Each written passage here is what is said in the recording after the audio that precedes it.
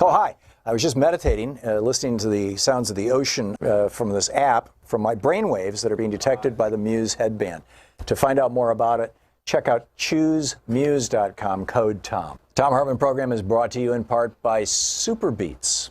More information is available over at thomsbeats.com, THOMSBEETS.com, or by calling 800-568-9889. The new X chair, it's the X3, is just such a big upgrade from even the old X chair, which I think was one of the very best chairs, if not the best chair, office chair on the market. Check it out at xchairtom, THOM, xchairtom.com. Cameron Hughes travels the world looking for the finest wines and then bottles them in this lot way so that you can save an enormous amount of money. Last night, Louise and I had the 2015 Cabernet Sauvignon from Napa Valley. It was extraordinary. You can learn more at chwine.com/Tom.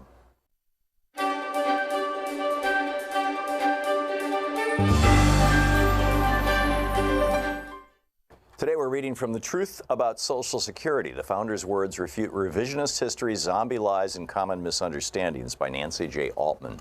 This is from Chapter 5, page 239. It's titled, In the Immortal Words of Yogi Berra. This is deja vu all over again. The last chapter ended with a call to expand Social Security, consistent with the founder's vision. Whether to increase or decrease Social Security's modest benefits, whether to add new protections or take current protections away, and whether to retain or change Social Security's fundamental structure are questions of values and collective choice. An overwhelming majority of Americans have always supported Social Security, valuing the basic security it provides by pooling risk. They understand that there are some undertakings that the government does better than the private sector. Security, both physical and economic, is one of them. To promote economic security in this world, and indeed around the world, government-sponsored insurance has proven to be extremely effective. Indeed, more than 170 countries have enacted their own version of Social Security. Americans appreciate that our Social Security system's benefits are earned and that work is a condition of their receipt. Indeed, the values that underlie Social Security are basic American values: reward for work, individual responsibility, shared participation, risk and benefit, responsible, prudent financing, and protection of our families. Those of us who want to see Social Security remain strong and see its modest but vital benefits expanded can triumph as long as we are engaged and informed. To win, we must be vigilant, hypersensitive to the goals and tactics that those who would like to see our Social Security system dismantled brick by brick. Though opponents' tactics have changed somewhat over time, their goal has been constant.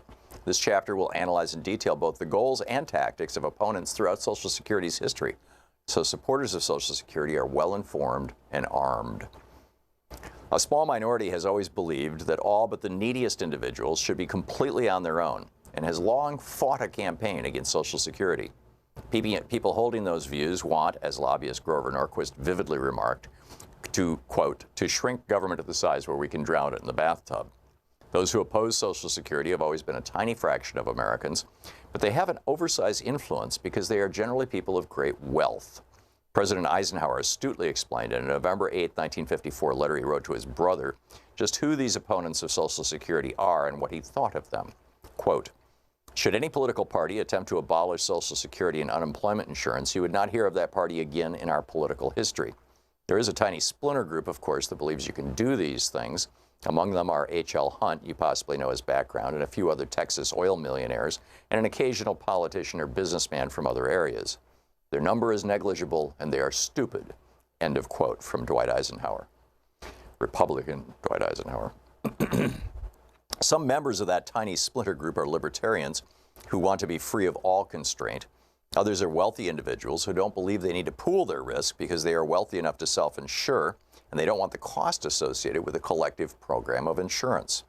Still others are unenlightened business people who define their self-interest narrowly with no consideration for the common good and want to increase their profits and wealth by reducing the cost of mandatory contributions to government. And others are people who make their living from Wall Street and recognize that if people were not receiving Social Security, they would purchase more stocks, bonds, annuities, and other financial interests in the private market in an effort to protect their economic security. What unites all of these opponents is the desire to undo universal government-sponsored insurance in the form of Social Security and Medicare. People who share these views sought to defeat Social Security when it was first proposed, when that proved unsuccessful to change its basic structure and function as described below. The history of Social Security shows a continuous chain of opposition, but with different actors over time, of course. Interestingly, in some cases, the most prominent opponents over time have been related. The progeny of some of the wealthy opponents in the 1930s are still fighting Social Security today. The grandfather of President George W. Bush, who sought to radically transform Social Security in 2005, was a man named Prescott Bush, a contemporary of President Roosevelt. He once remarked of Roosevelt, quote, the only man I truly hated lies buried in Hyde Park, end quote. Similarly, the father of one of the highly ideological Koch brothers, Charles and David, who have financed efforts aimed at dismantling Social Security, was a Texas newspaper publisher who used that position to rail against Social Security and other New Deal programs. Opponents and supporters have not fallen neatly into political party affiliation. Among the electorate, Republicans, Democrats, and independents alike have always supported Social Security because they've understood how important it is to their economic security and to our nation. In addition, once Social Security was established, some Republican leaders like President Eisenhower have supported the program, at least in limited foundational size. In recent years, though, the Republican Party has endorsed proposals to dismantle Social Security, despite the claim made by virtually all Republican politicians that they support it. Moreover, as the mistaken view of Social Security as a drain on the federal budget and economy gained traction in the last few decades, some Democratic leaders have, perhaps unwittingly, pushed for changes that would undermine and weaken Social Security's protection as well. Nevertheless, though not all Democrats have supported Social Security, nor all Republicans opposed it, support for Social Security over its history has largely come from Democrats. The Thom Hartmann Program. Friends, patriots, lovers of democracy, truth, and justice, believers in peace, freedom, and the American way. Thom Hartmann here with you, and it's Wednesday, so time for Middays with Mark. Congressman Mark Pocan taking your calls. Today, instead of being with us for the whole hour, he'll be with us until 45 minutes past the hour. Things to do, places to go, people to see. Congressman Pocan, welcome back to the program. Hey, Tom, thank you very much. I should add your website is pocan.house.gov, and people can tweet you at Rep Mark Pocan. I see that you just tweeted out about Missouri voters voting down the so-called right to work. I call it right to work for less. And I don't know, if Republicans can call it right to work, why don't Democrats call it right to work for less? But anyhow, that was put on the ballot by the Republicans themselves, wasn't it, Congressman? Yeah, I think yesterday there were a lot of election returns that are worth talking about today, especially this one in Missouri, which is not the state I would say that I would go to have a giant labor victory. They had a 2-to-1 victory on not going right to work. And I think the fact that we saw such a strong vote in a place that you wouldn't necessarily expect it, this may very likely be something we look back at, Tom, and say this may have been the line in the sand. In Wisconsin and so many other states, we've watched this erosion of workers' rights, whether it be in Wisconsin, the Act 10 laws that took away collective bargaining rights for public employees. We just saw the Supreme Court case. You look around the country and look at these various really attacks on workers. And then this happens, and I think, hopefully with the political environment we're now experiencing, and really the data they had, if you work for a union, or work with a union job, you're going to make more money and have better benefits than not by a significant portion. I think people finally, looked at it, the unions, as a self-interest issue, and it trumped to the point of a 2-to-1 margin. So I thought that was a great result, as were a number of the other election results from yesterday. What are some of those other, by the way, our telephone number 202-808-9925 if you have questions for Congressman Pocan, and the calls are starting to come in right now. What are the other races that you thought were really consequential, and why, Congressman? Yeah, sure. I mean, some of it was even just watching a pattern that's been existing now for a while on these special elections, that even though it was a very tight race in a special election in Ohio, what should have been an 11-point Trump district, which should have been something that wasn't even a competitive district, was razor thin. They're still counting absentee ballots, I think about a 17-vote margin. And one of the major groups that does polling analysis said that they're seeing on average about a 16-point shift from traditional district performance by party to what we're seeing now as they look at a variety of these races. And, I think what that tells me is, as we get closer and closer to November, it's not like it's going back towards the Republicans in any way. In fact, just the opposite. We're maintaining this where our base is motivated, their base is less motivated, and not even people in the middle, but people who, maybe don't follow politics from one perspective or another, are tired of being forced into awkward conversations with their kids about what porn stars are, what S-holes are, what very fine Klansmen and Nazis are, and everything else that Donald Trump says. And I think, the corruption in Washington has finally gotten to a point that we're watching those folks break towards the Democrats. So if we see this kind of work continue in Washington state, there are a couple races that were very, very tight, including a couple of significant current Republican members of Congress who had races so tight that now they're real races in November. One being Kathy McMorris Rogers, who's in Republican House leadership. There's a state senator, Lisa Brown, who was running neck and neck with her on election night, in great position to win. And then Jamie Herrera Butler, who got 55% of the vote in 2016. She barely got 40% Tuesday night, and her Democratic opponent, Carolyn Long, was just points behind. So when you start looking around the country, whether it be a labor referendum, you look at some of the Michigan results on races they had across the country, we're seeing the momentum clearly continuing on our side, and that's an extremely positive thing. Yeah, it definitely is. We're getting calls from all over the country. I think pretty much, every line is full now, so let's pick up some phone calls for Congressman Pocan. Omar in Herndon, Virginia, you're on the air with Congressman Mark Pocan.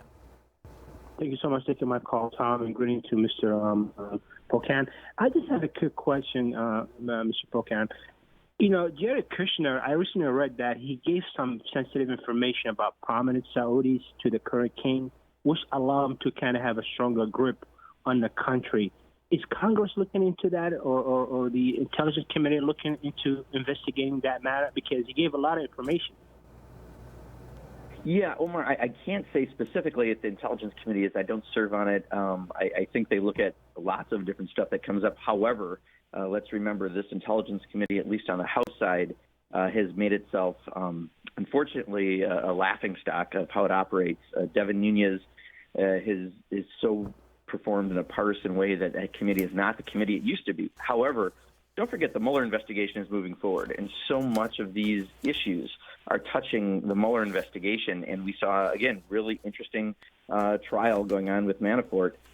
I think I don't think you're going to find things like that happening that someone's not looking at. And that's the good thing, because the amount of corruption in Washington has hit a level that I have not seen before. And when you look at either the emoluments clause or things like you just mentioned that happened, or a variety of other issues with Donald Trump, I think we're getting closer and closer to having some resolution on that. And again, remember, this is historic. They're at 33, I believe it is, indictments right now with the Mueller investigation. You had 4 years on Benghazi, 0 indictments. You had 2 years on the Clinton emails, 0 indictments. And in just a year and a half, you're at 33 indictments. Clearly, they're moving in the right direction. I think they're going to look at a lot of things. Yeah, it's remarkable. Bill in Richmond, Virginia, you're on the air with Congressman Mark Pocan. Hi, sir. Good afternoon. Excuse me. What I was calling to ask about, I was reading the Washington Post this morning, and there was an article or a column, I'm not sure if it's a column or a news article, how about Ms. Cortez, that she endorsed or I think even campaigned for some of the 5 different people in the Democratic primaries. And in every one of them, they all lost by a fairly large margin. I don't think any were close. And my question is, does that show anything particularly that the Democratic, that in the general, the Democratic Party does not sign on to those? No, I wouldn't take too much out of it. I mean, first of all, I think people, when she won the primary, suddenly put too much into it. It was a low turnout race, and she's a very good candidate as far as she's smart. She worked very, very hard in a district. She is very progressive herself, but somehow people try to extrapolate that to a national message when it was 26,000 total votes cast in a congressional district. And I think, she also backed people that won. I think that article was probably trying to, paint a different picture. But I can tell you, some of the people that she backed were never very far up in the polls to begin with. So I don't think you can attribute, the failure to her at all. One in Kansas, progressive caucuses with Brent Welder. We had hoped he had won, but he also had a very strong candidate in the primary against him, and he narrowly lost that one. But again, I don't think it had much directly to do with Ocasio-Cortez. So I think she's going to be a great member of Congress. She's going to work very hard on behalf of progressive issues, but I wouldn't read too much into, people who she backed winning or losing, because in some cases she backed people who had very low numbers in the polls to begin with. And in some cases, like Brent Welder, was a very, very tight race. And it sounds like the article didn't mention that. Yeah, and in the case of Michigan, my home state, Gretchen Whitmer won, but her positions, she's a politician. She's been in the I believe it was the state Senate, and she ran on fixing the roads. She ran on raising the minimum wage to $15 an hour. She ran on debt-free college. She ran on rolling back right to work for less. Her major difference with El Said, the guy that Alexandria campaigned for and Bernie did, was that she wasn't in favor of single payer statewide in Michigan, and she hasn't ruled out supporting it nationally, and that she wanted to increase regulation of for-profit charter schools rather than abolish them. These are. I mean, she's still extremely progressive by any standard. So, and she's well known in Michigan. I don't see this as a loss for progressives. And also in Missouri, where again one of the candidates that was running against an incumbent, those aren't easy tasks. So I wouldn't put too much into that article. It sounds like that article. That writer had an opinion already. They were going to write regardless of what happened yesterday. But I can tell you that we are looking forward to having her come to Congress and be a member of the Progressive Caucus. And she is a very bright, outstanding person, and I think she's going to also be in a lot of races they're going to win quite handedly. Yeah, amen. We're going to hit a break here, and then we'll come back with more of your calls. It's the Thom Hartmann Program. Today we're talking with Congressman Mark Pocan. It's our first hour Wednesday, Middays with Mark. Congressman Pocan taking your calls. You can tweet him at Rep.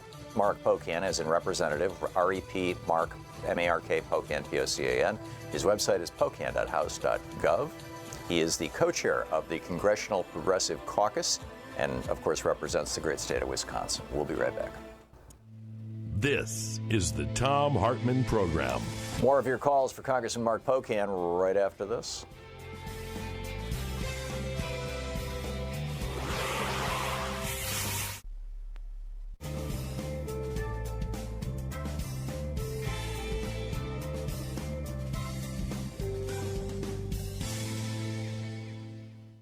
And welcome back. Tom in Riverside, California. You're on the air with Congressman Pocan. Thanks for watching us on YouTube, by the way. Hi, absolutely. Hello, Mr. Pocan and Tom. How are you? Great. Okay, I just had a comment about the assault, which I feel on our democracy. We got this Russian hysteria with the supposed attack on our democracy.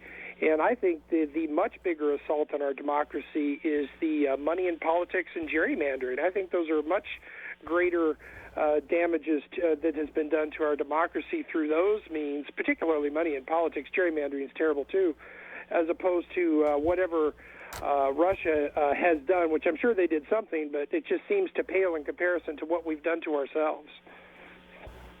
Yeah, Tom, I think, really you've got to look at it as, they're all attacks to democracy, right?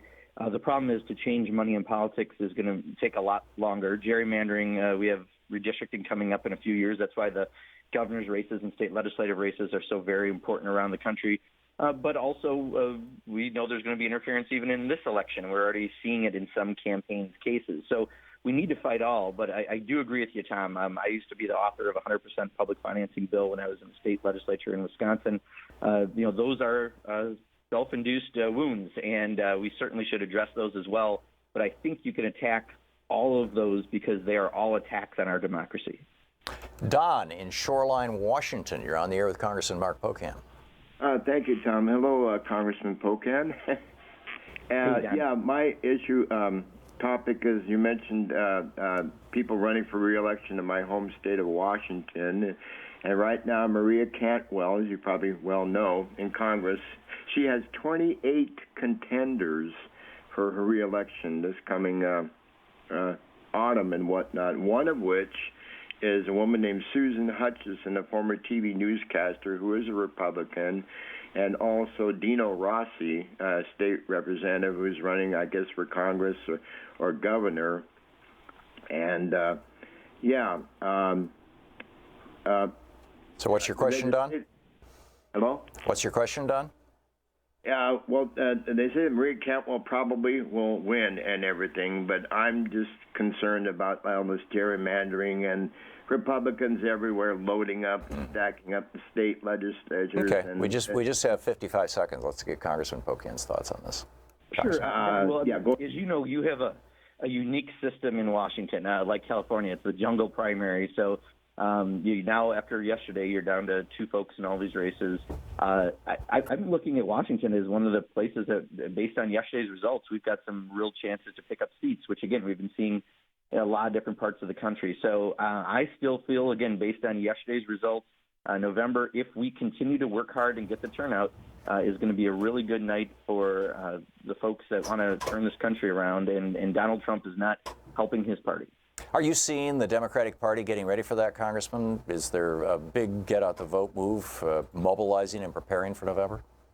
Yeah, it's one of the things Progressive Caucus has always done when we endorse candidates, and I think we're up to about 35 candidates now that we've endorsed. We ask them to try to commit to increase turnout by 3%. And, a big part of it is don't just buy ads on TV, but put it the ground game in and make sure you're getting people out to vote. There you go. Congressman Mark Pocan taking your calls. We'll be right back. after this. It's Middays with Mark on the Thom Hartmann Program.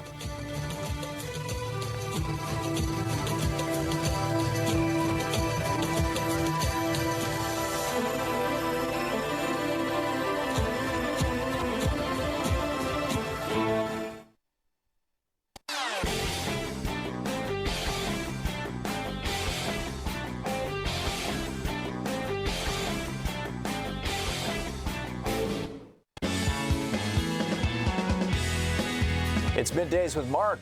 Congressman Mark Pocan taking your calls here on the Thom Hartmann Program. Dave in Buffalo, New York, you're on the air with Congressman Pocan. Congressman Tom, thank you. Mark, a question about minimum wage. Which platform, I'm going to offer you two platforms. One, 15 to 22 or 15 to 15. 15 to 22 is we're going to raise your minimum wage from $15 to $22 an hour. After all, we have to pull back some of the corporate tax break they gave themselves. Or 15 to 15, which is we are going to raise your minimum wage to $15 an hour with little or no mention of 22, which will keep us in $1,500 a month poverty. And after all, we're actually corporate Dems too. Which platform do you stand behind, and we'll get out and push it for you?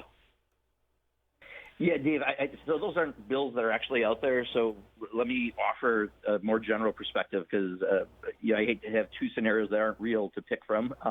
It's like picking between unicorns and toothberry. So in reality, we've been pushing to get a minimum of a $15 minimum wage as the absolute floor through a number of bills that kicks in at a certain year, and there's a couple different proposals out there to do that. But that's something that right now local governments already across the country are doing in many cases. I think Seattle and other places have moved it up to that.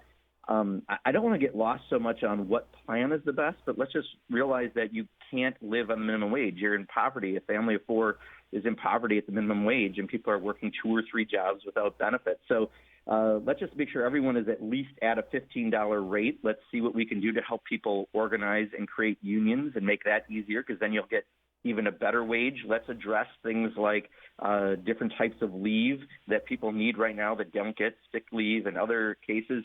You do all of those things, and we're going to go to the best place, and those are actually real proposals that are put out there that we can, I think, easily get behind and support and actually actualize should we take a majority. Russ in Hickoryville, Illinois, you're on the air with Congressman Pocan. Yes, thank you, Mr. Pocan.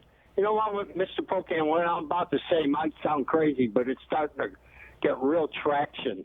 Like 44% of the Republican base, and let's be honest, 12% of the Democrats think that when you guys get back, you should take up an amendment to give Donald Trump the power to keep open or close any radio or TV station that he thinks doesn't agree with him. Are you hearing that a lot now? Because it's been big talk. I think we better start nipping it in the bud. Yeah, this was. Yeah, Russ. Go ahead. I'm sorry. Go ahead, Tom. I was just going to say this was I think it was an Ipsos poll that came out a couple days ago that had those statistics in it. That's pretty shocking. Wow. Yeah, I haven't heard anything of actual legislation moving forward, but Russ, I'll tell you, I completely share the concern that you have, given his most recent comments about the media as enemies of the state. This is about as Orwellian as you can possibly get. I mean, someone coming in, and anyone who tells the truth about him, therefore it's fake news, and he goes after them so very directly. And as he continues down this wormhole with the investigations going after him, with collusion, with the emoluments clause, with everything else that he's done, you're going to continue to see him attacking, I think, as he goes down. So going after the media is a serious risk. I think he will try to continue doing what he can. He's already kicking some reporters out of events he has, and that's a bad sign. You need a free press to have a democracy, and I think it shows that he would be fine with maybe not having a democracy. So no legislation currently, Russ, but I think very much a concern that we should all be watching. George in Chicago. George, we have just a minute and 20 seconds to the break. A real quick question for Congressman Pocan, please. Yeah, thank you, Tom. Congressman, I'm no Frank Luntz, but I think what I'm about to say might have a little potential for Democratic slogans. Trump wants to build a border wall. when what we need is an electronic firewall. He wants to establish a space command when what we need is a cyberspace command to protect our democratic institutions from foreign interference and domestic interference. And this comes after your colleagues, Republican colleagues, voted down a $388 million appropriation to help the states defend against electronic election interference. So I would say, George, please tell all the Democrats to make this an issue. Thank you, George. Yeah, George, I think it is one of the major planks as we're going into the fall is around the corruption in Washington and the corruption that's been brought by the Trump administration and the Republicans. And it is central to what we're talking about, whether it be the inability to stop interference in our elections, to the president and his family businesses, to the elections and how he continues to give an inconsistent message on whether or not Russia was involved in the elections, although I think he's the last person in the country who's actually doing that. We really are making that one of the issues, and that's what's helping us with that kind of swing suburban voter who isn't a Democrat or isn't a Republican, but they don't like the direction of the country with all the corruption. Yeah, this whole drain the swamp meme doesn't seem to. You saw the thing about Wilbur Ross in Forbes magazine, Congressman? No, I didn't see that. They came right out and called him a grifter and said he had stolen apparently $120 million from colleagues and businesses over the years. It was just blew my mind. I mean, the guy in the cabinet. Anyhow, Congressman Mark Pocan, we'll be right back with your calls for Congressman Mark Pocan. You're listening to the Thom Hartmann Program. Call 202-808-9925. It's Middays with Mark.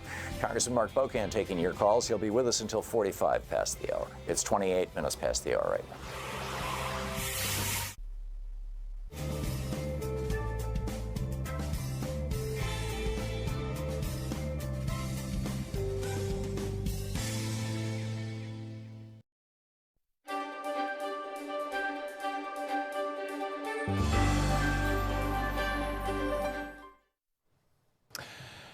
Today in the Thom Hartmann University Book Club, we're reading from Johann Hari's brand new book, Lost Connections, Uncovering the Real Causes of Depression and the Unexpected Solutions.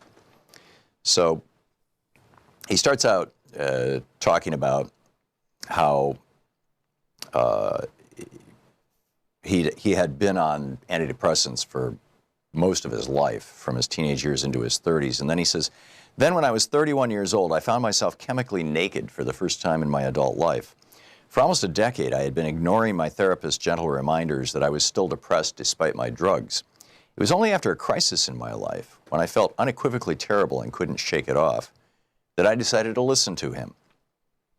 What I had been trying for so long wasn't, it seemed, working. And so when I flushed away my final packs of Paxil, I found these mysteries waiting for me, like children on a train platform waiting to be collected, trying to catch my eye. Why was I still depressed? Why were there so many people like me? And I realized there was a third mystery hanging over all of it.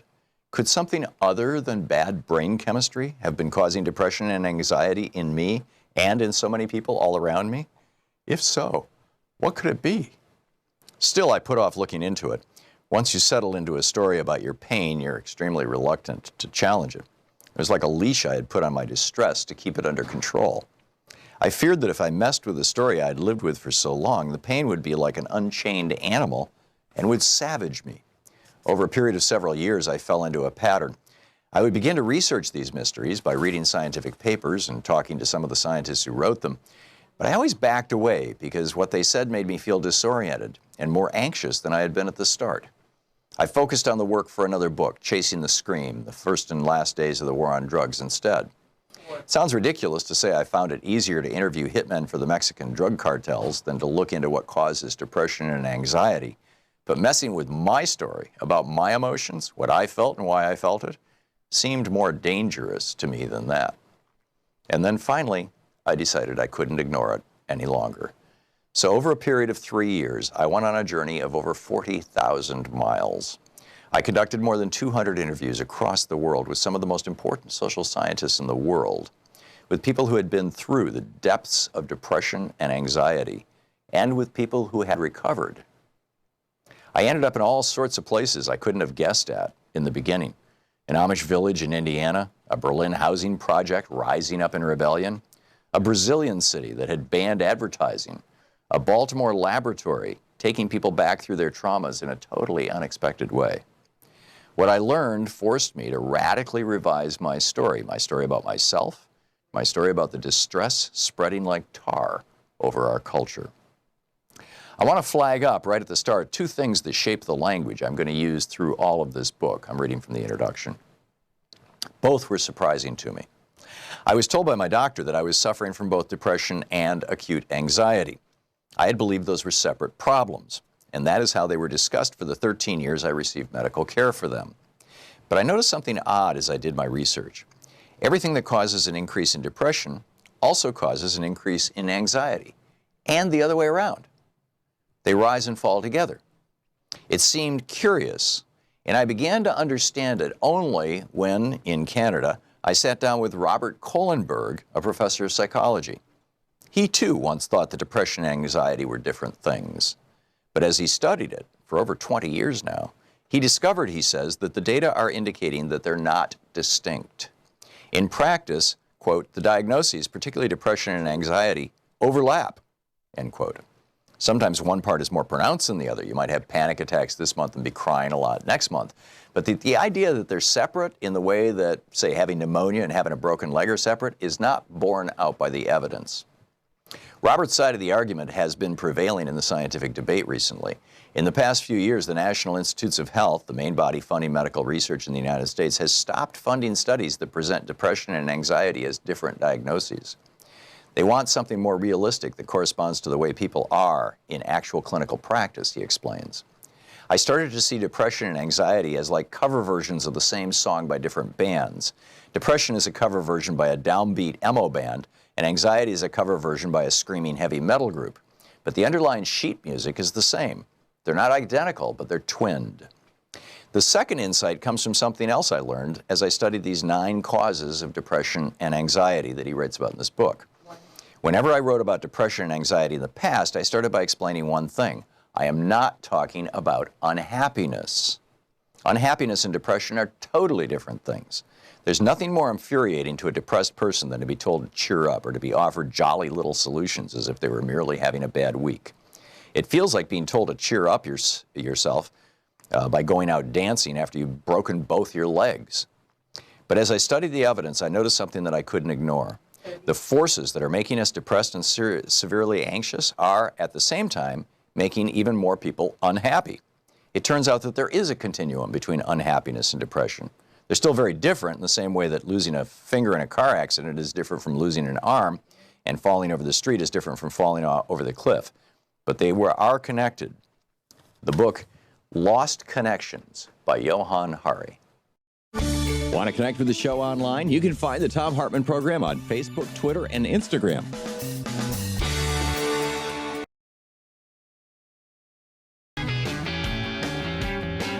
Welcome back. Thom Hartmann here with you. Congressman Mark Pocan on the line taking calls for the first 45 minutes of the show here.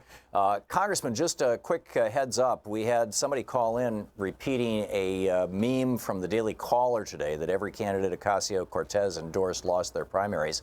And Carl Higbee also promoting this. Is apparently a Republican meme. Alexandria Ocasio-Cortez just tweeted, GOP can't handle the truth, so they make up their own. It's all right. Denial is the first stage of acceptance. The stars Rashida Tlaib and James Thompson, Kansas, won their races last night. She endorsed both of them. We're getting 2 new rebellious women in Congress, whether they like it or not. Your thoughts? Yeah, exactly. In fact, James Thompson was the one I was thinking of. I didn't know about the other one that I know that she campaigned for. Mm-hmm. My good friend John Nichols is a big fan of his race and told me quite a bit about him as well. So, they're using this as an attack. And the other thing, a friend of mine was telling me a couple days ago they were watching Fox News, and they got into the whole, they showed a clip from Cynthia Nixon talking about socialism, and basically they're claiming that all Democrats are socialists now. They're trying to go and, again, make their own narrative about what's going on, and then they're going to do things like that, misrepresent the actual reality of what that record is. They're going to try everything. They're going to go after Nancy Pelosi. They always do. But at the end of the day, people are way, way smarter than Republicans think they are. and they know who wrote a tax bill that's not going to benefit them, and they know who's involved with all the corruption in Washington, and they know who's trying to take away their health insurance. So people are way, way smarter than Republican operatives. Amen. Mike in Central Florida, you're on the air with Congressman Pocan.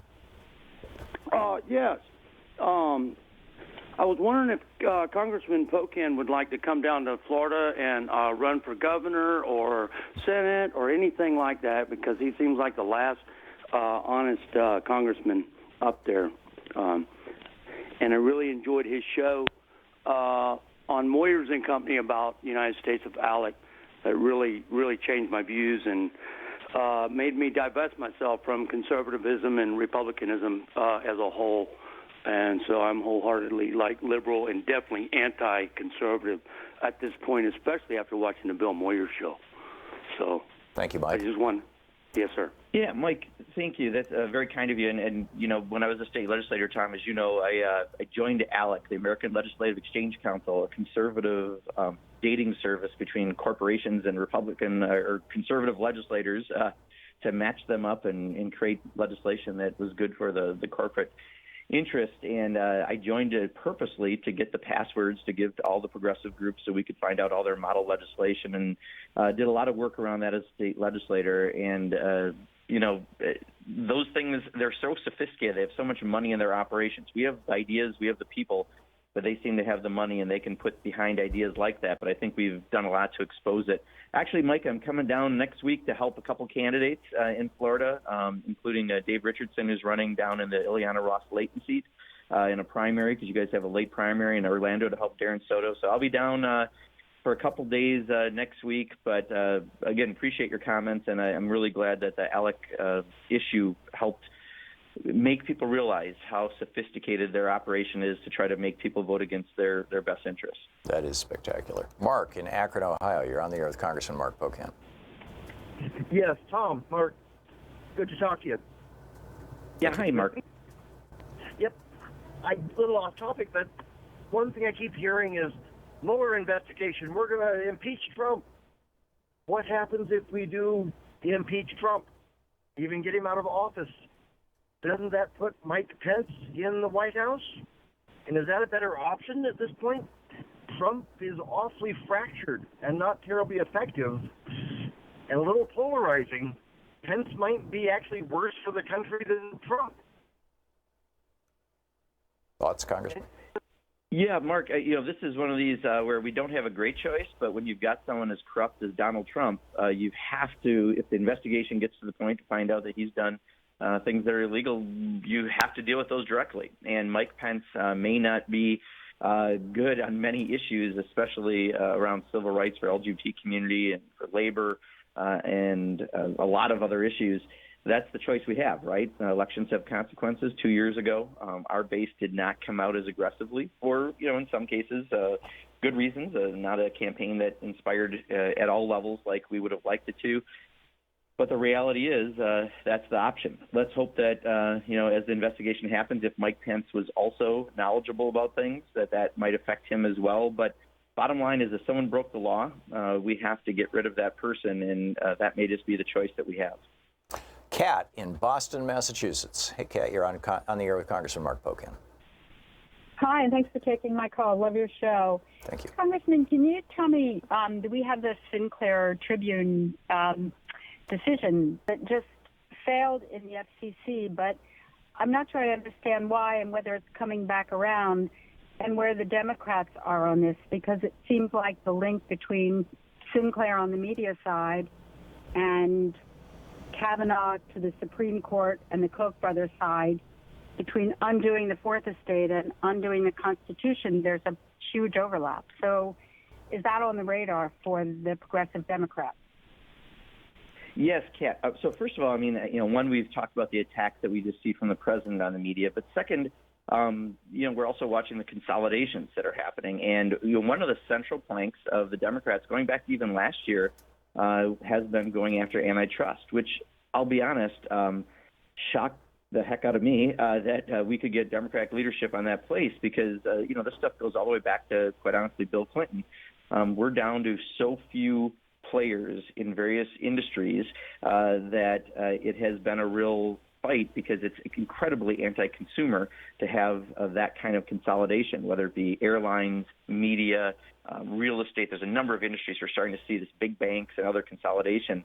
But it was part of the plank of the better deal. I think the better deal is morphed to a more coherent message now. But this has been at the central part of what we've talked about, what that corruption really is. So I think there's some good movement where the Democrats are on this, but we all need to look at groups like Roosevelt Institute, and I shouldn't start naming groups because I'm going to get in trouble, Tom, but a lot of groups are doing work around this and look at these media mergers and make sure that we're keeping on top of these issues, because it does have a big impact on us as consumers, but also when it comes to media on what information will get out.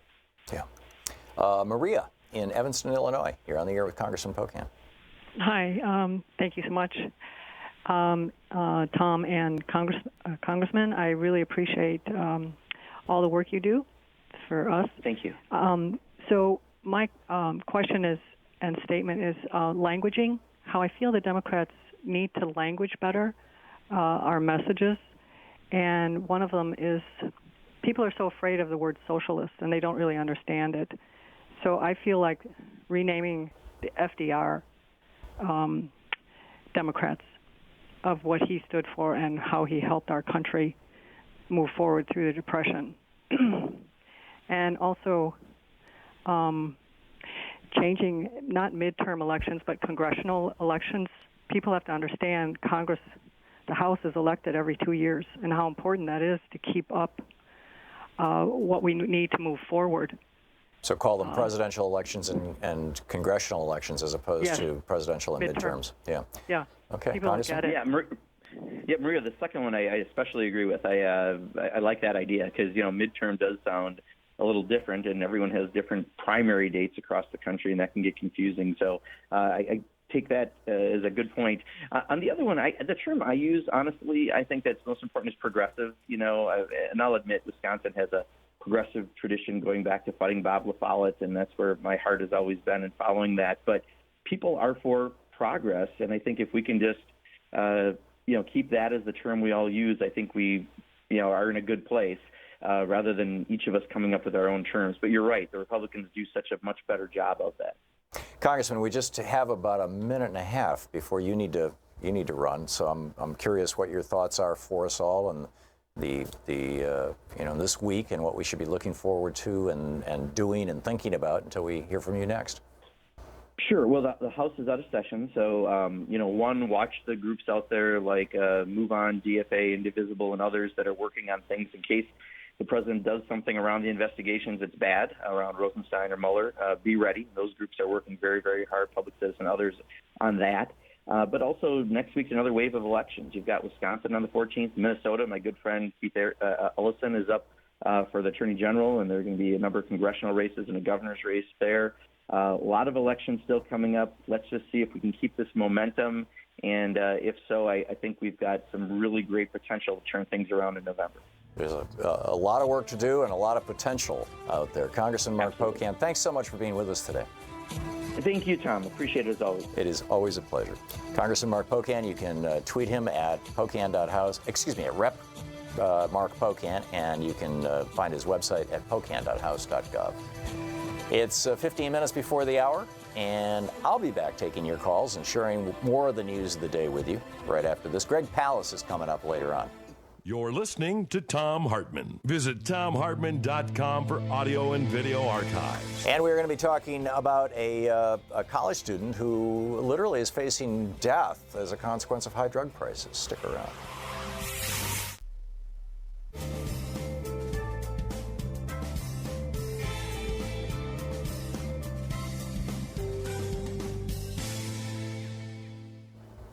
And welcome back.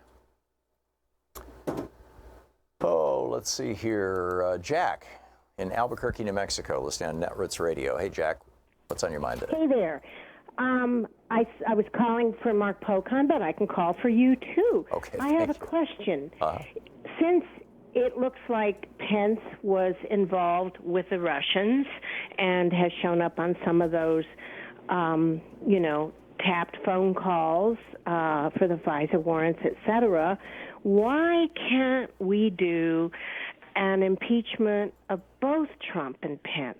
Is that a dumb idea? If Mueller can present evidence of actual crimes by Mike Pence along with Donald Trump, I believe it would take 2 separate articles of impeachment, but I may be wrong. And that's something for, either the Supreme Court or the parliamentarian to decide. But either way, I mean, you can run 2 bills through Congress at the same time. It's going to depend on what they can demonstrate Mike Pence knew and when he knew it and what he did and all that kind of thing. And right, I assumed that. But from what I've understood, from what I've heard, is he's got problems. Yeah. Well, Mike Pence was in charge of the transition, and the transition was when Mike Flynn and Manafort, well, not Manafort, Gates was in there, and and apparently some Russian influence and a lot of just general good old-fashioned Republican corruption, billionaires and whatnot. This whole thing with the VA, I'll get into this a little later in the program, but apparently Donald Trump has put 3 buddies of his who are $200,000 dues-paying members at Mar-a-Lago in charge of the Veterans Administration. And nobody even knew about it until it got outed today. This is why Shulkin left the VA. He was sick and tired of going down to Mar-a-Lago to kiss the rings of these 3 guys. One's a lawyer, one's the guy who ran Marvel Comics. Actually, he didn't run Marvel Comics. He's a venture capitalist who participated in a leveraged buyout of Marvel Comics along with 3 other companies. I mean, these guys are just kind of, friends of Trump. No credentials or anything. So, if Pence is involved in corruption at that level, between Mueller and the other big variable here, Jack, and I think it's a really important one to keep in mind, is if the Democrats take the House of Representatives in November, then on January 20th, when everybody gets sworn in, after January 20th, you're going to see a lot of subpoenas being issued. Suddenly Congress is going to start, like the Intelligence Committee, Devin Nunes and these guys, they've been refusing to subpoena the people that might reflect badly on Trump and only subpoenaing people who might reflect badly on Hillary Clinton, and without much success at that, by the way. And I know. Yeah, and so to the extent that Pence's crimes, as well as Trump's crimes, might be revealed as a result of a congressional investigation, you've got that too. So I'm pretty optimistic that if Pence is guilty of crimes, that they're going to come out. If he's not, then hey, he's just another politician that we disagree with, and that another guy who wants to turn us into a theocracy. Yeah, so. Exactly. But see, I think that the American people get that, and I think if Pence goes goes nuts as president, that's going to add to the destruction of the Republican Party rather than help the Republican Party. But time will tell. You always cheer me up. Yeah, I want to say thank you so much for existing. Good talking to you. We'll be back. It's coming up on 49 minutes past the hour.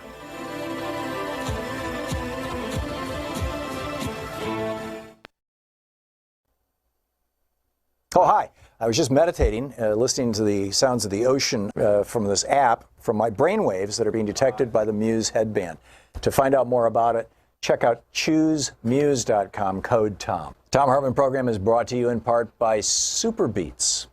More information is available over at tomsbeets.com, THOMSBEETS.com, or by calling 800-568-9889. The new X chair, it's the X3, is just such a big upgrade from even the old X chair, which I think was one of the very best chairs, if not the best chair, office chair on the market. Check it out at xchairtom, THOM, xchairtom.com. Cameron Hughes travels the world looking for the finest wines and then bottles them in this lot way so that you can save an enormous amount of money.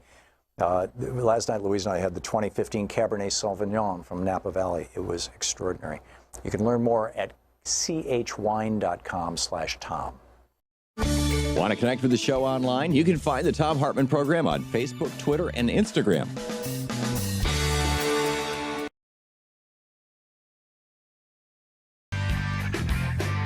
Welcome back. We'll just wrap up this hour here by my taking your calls. A lot of you called, I know, for Congressman Pocan, but, he's not here and I am. So if you're still on the phone, You got me. Dominic in upstate New York. Hey, Dominic, what's on your mind? Tom, I want to thank you for taking the call. I've called many times to urge you to run. I'll leave it at that, but I have a question for you. My question was going to be to Congressman about us holding ourselves accountable as well as the GOP. I really believe that our government still has a lot of good people on both sides of the aisle.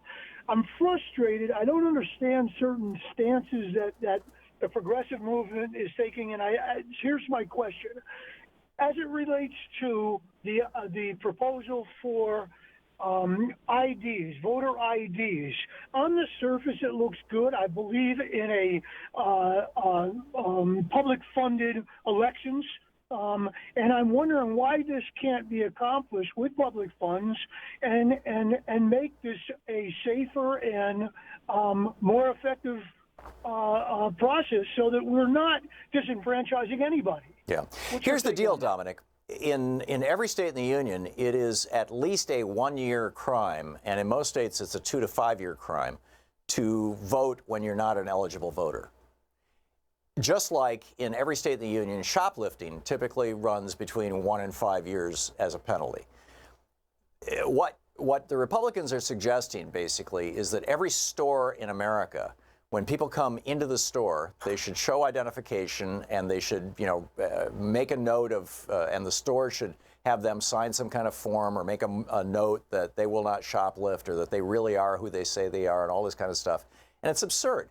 People don't shoplift by and large. I mean, a few do, and they get arrested from time to time, but people don't shoplift by and large because A, it's wrong, B, they don't want to go to jail. People don't vote when they're not eligible voters by and large, A, because they have no interest in doing it. Illegal voting has never been an issue. Ballot stuffing has been an issue. Election fraud has been an issue. Rigging elections has been an issue. Those are all things that are done by the parties themselves or by, corrupt county and state officials. But ID laws have nothing to do with any of that. And also people don't vote illegally, as it were, because they don't want to go to jail. So the whole thing, in my opinion, of this whole ID thing is just a BS argument, and it's an attempt to make it harder for people who might not have ID to vote. People who don't have current picture ID, they may have a driver's license, but it's expired. They may have a passport, but it's expired, tend to be people on Social Security, and Republicans don't want them to vote because, oh my God, they're going to vote for candidates who want to expand or strengthen Social Security and Medicare. So elderly people, number one, and I guess I fall into that category, over 65. Number two, they don't want young people to vote, college students in particular, because they tend to be progressive, and young people, if they haven't bought a car yet, if they're still going to college, fresh out of high school, they may not have a driver's license yet.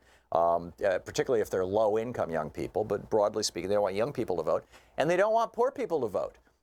In particular, poor people of color, but broadly speaking, they don't want poor people to vote. And a lot of poor people take public transportation. They haven't, they live in cities.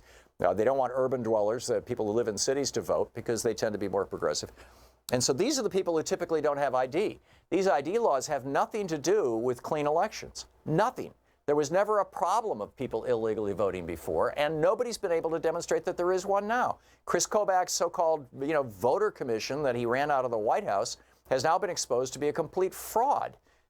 Nationwide, you might have 30 or 40 or 50 people a year who are voting when they're not eligible to vote. And almost all of them, you have the occasional actual fraud. There have been 3 of them that I know of in the last 5 years or 6 years. All of those were people who were not U.S. citizens and voted Republican. They were all Europeans who came to the United States, had been living here for years and years, and voted Republican. But it's just, and the rest of the people who are voting, quote, illegally are people who have, felony convictions and didn't realize that they could no longer vote in their state, and they were still on the voting rolls. So, and these are meaningless numbers. 50 people a year? Really? That's not going to swing an election. What will swing an election, though, is if you can prevent 50,000 people a year from voting or 500,000 people a year from voting, which are actual real numbers, because they don't have voter ID, because they don't have ID, period, or at least the kinds of ID that the states are requiring, a concealed weapons permit in Texas, driver's license in Wisconsin, things like that. Lou in Pueblo, Colorado. Hey, Lou, what's up?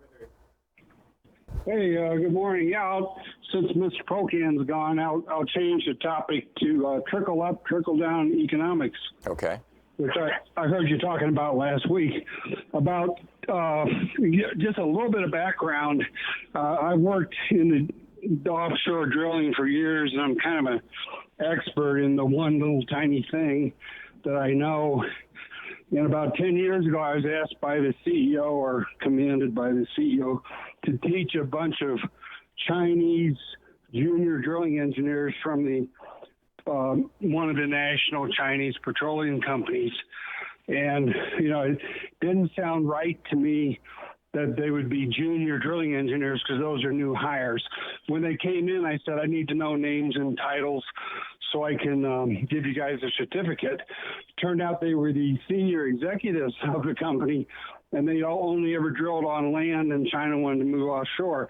So we had a discussion, you know, and never mind that. These were guys with 30, 40 years in business, and we got into economics of China and how China does it. And I started off by saying, well, I'll show mine. I'll tell you about America, then you tell me about China. So I told them what we do, which is basically give all the money to the rich people, and they will supposedly hire people. And these Chinese executives immediately said, oh, trickle-down economics. We tried that for 3,000 years, and it didn't work. It just kept getting worse. Amazing. And they said, and, you know, about when communism came in, and they said, and, you know, don't be mistaken, communism in China is not really communism. And they just call it that.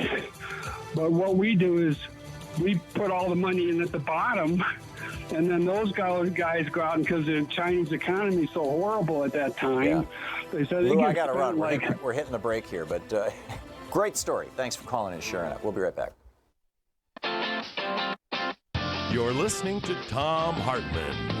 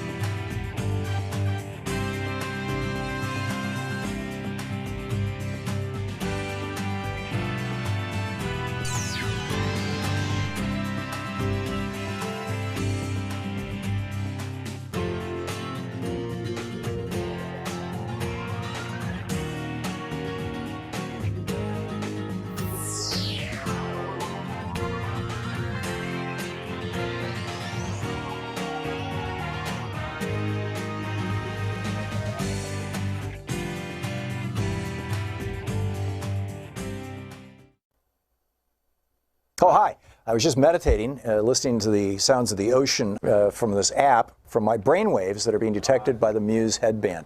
To find out more about it, check out choosemuse.com, code TOM. Thom Hartmann Program is brought to you in part by Superbeats. More information is available over at tomsbeets.com, THOMSBEETS.com, or by calling 800-568-9889. The new X chair, it's the X3, is just such a big upgrade from even the old X chair, which I think was one of the very best chairs, if not the best chair, office chair on the market. Check it out at xchairtom, THOM, xchairtom.com. Cameron Hughes travels the world looking for the finest wines and then bottles them in this lot way so that you can save an enormous amount of money. Last night, Louise and I had the 2015 Cabernet Sauvignon from Napa Valley. It was extraordinary. You can learn more at chwine.com/Tom.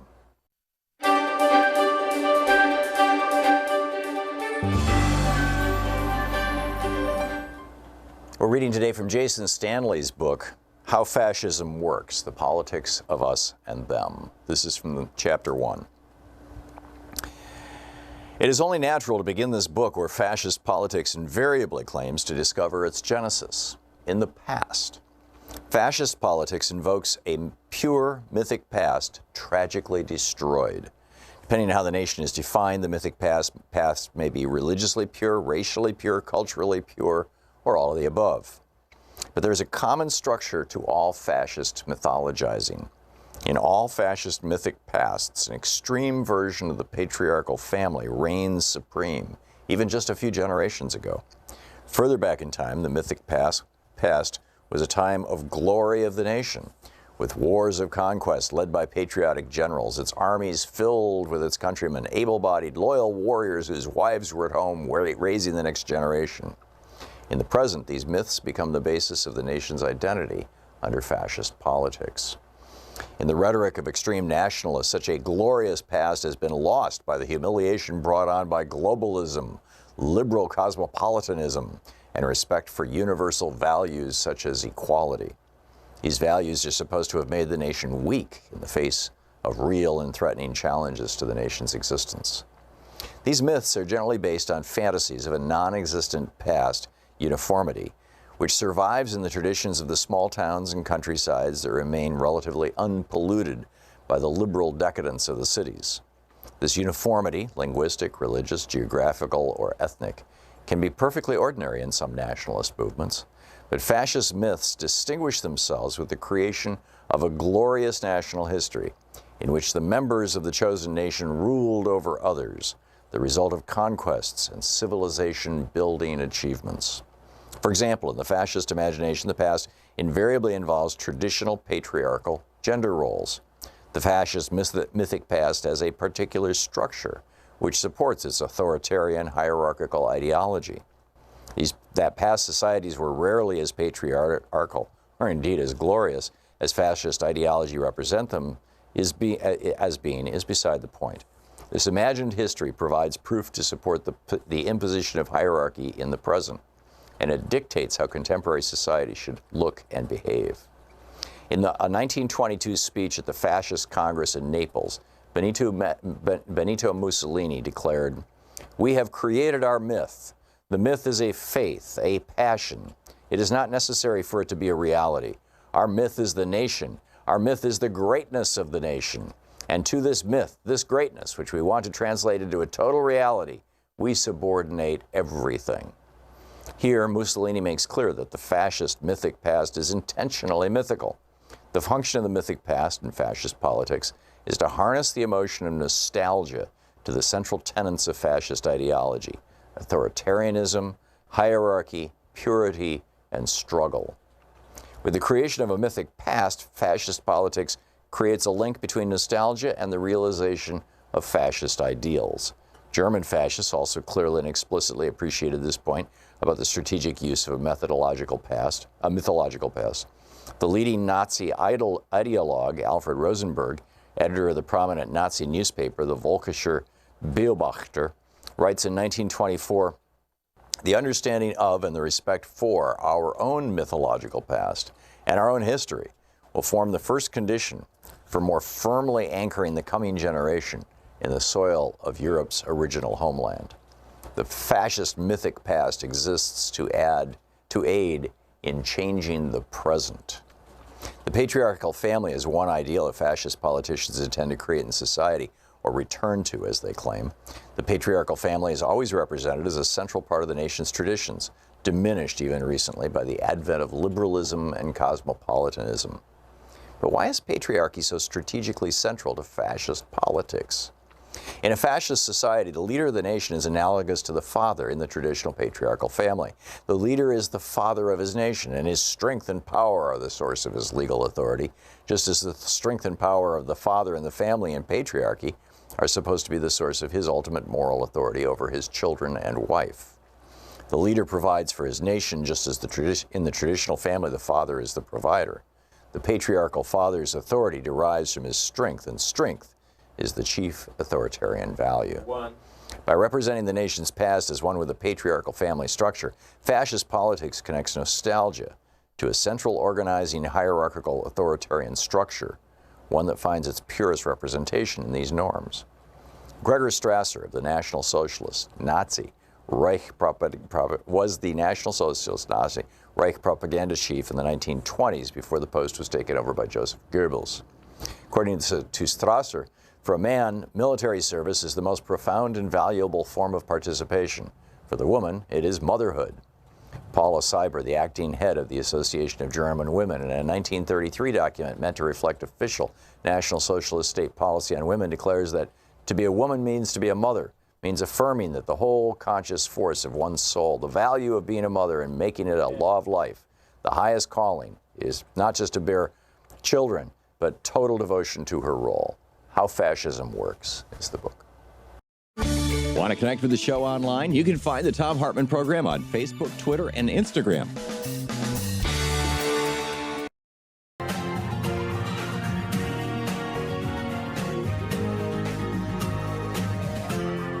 This is the Thom Hartmann Program. Welcome back. Thom Hartmann here with you. Let's check in. We had an election last night, particularly in Kansas and Ohio. Let's check in with our old friend Greg Palast, the investigative journalist, author, filmmaker. His most recent book and movie, which you can find over at on Amazon and in other places, The Best Democracy Money Can Buy. GregPalast.com is the website. You can tweet him at Greg_Palast, just like Thom_Hartmann. Greg, welcome back. Glad to be with you, Tom. Always great having you. Greg, I noticed in the news reports last night that they were saying that Mr. O'Connor, the Democrat, lost by, well, it hasn't been called yet but for this reason, that he was behind the Republican by about 1,000 votes, but that there were 8,000 provisional ballots in this one congressional district. And I was yelling at the TV, tell us what that means. And of course, nobody said a word. Please, Greg, tell us what that means. Okay, it's a combination of 3,435 provisional ballots, or as I call them, placebo ballots. You fill them out, you think you voted, well, hey, maybe not. They are given to people whose names suddenly went poof and disappeared magically from the voter rolls. Except in Ohio, it's not magic. 500,000 people were removed by the vicious Republican Secretary of State, John Husted, in Ohio in the last 2 years. 500,000 people. If those people who lived in the district found their names missing, they'd get this provisional ballot. And here's the bad news. If you're wrongly removed from the voter rolls, they still won't count your provisional ballot. So you don't get that counted. Now, whose ballots are they? We know that they are overwhelmingly from Franklin County, from the urban area, which is overwhelmingly Democratic. So the victory, the congressional race is being determined by the votes not counted, not by the votes cast. In addition, by the way, to the 3,435 provisional ballots, we have a couple thousand uncounted absentee ballots, same game. And you have, because if you send an absentee ballot and your name's missing from the voter rolls, they just check it. And there's a lot of votes called spoiled, which is, in Ohio, lots of votes simply get cast and never counted. And again, overwhelmingly in the urban, that is Democratic areas around Columbus and Franklin County.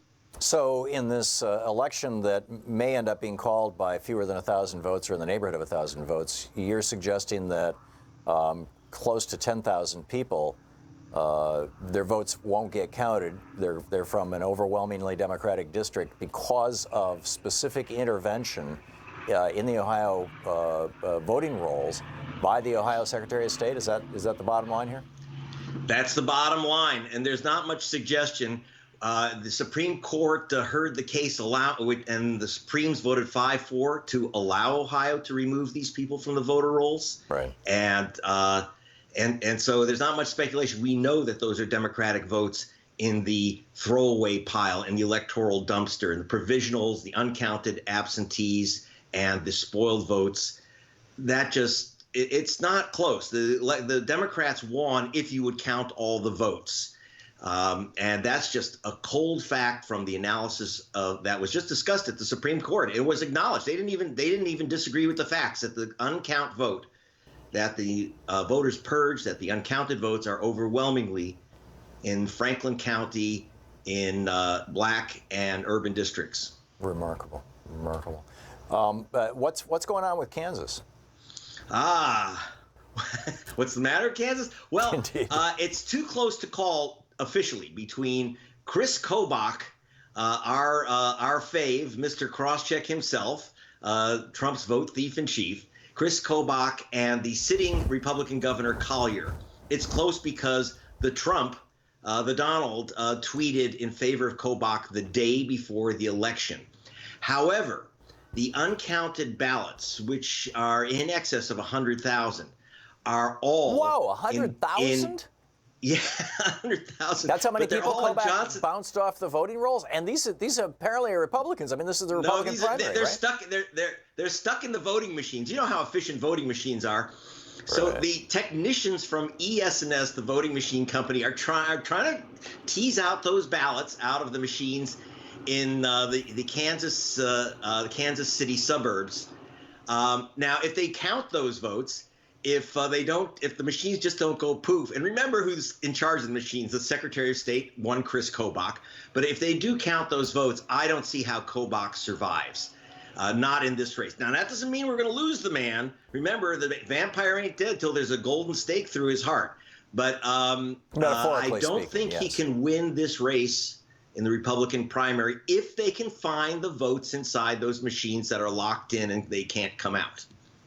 So, geez, 100,000 votes not being counted in Kansas because the ES&S. What happened to the machines? I mean, do we have any idea why?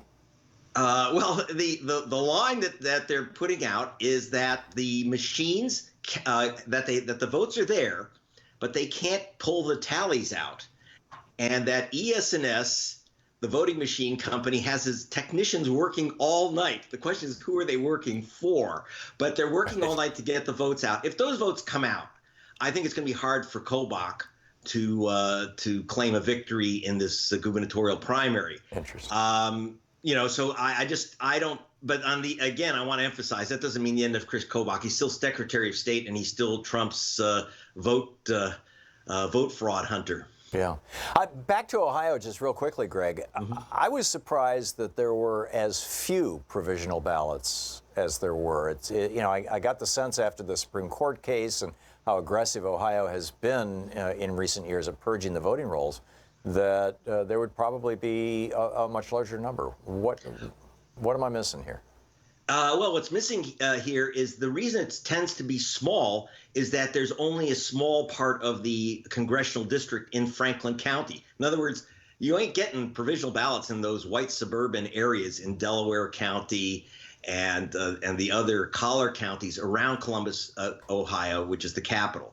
So it's a very small part of Franklin, and that's really where the provisional ballots are. Frankly, they're back-of-the-bus ballots, overwhelmingly given to black folk and poor folk, and they're the ones who get shafted out of their vote and handed these provisional ballots. So it's basically you have a huge suburban white and Republican district, and that's actually what makes it quite astounding that it is close enough for them to steal. Yeah, and the Republicans tend not to get their votes purged, so this was basically out of this one one out of the 5 counties, yeah. Yeah, remarkable. Greg, just a quick last question here.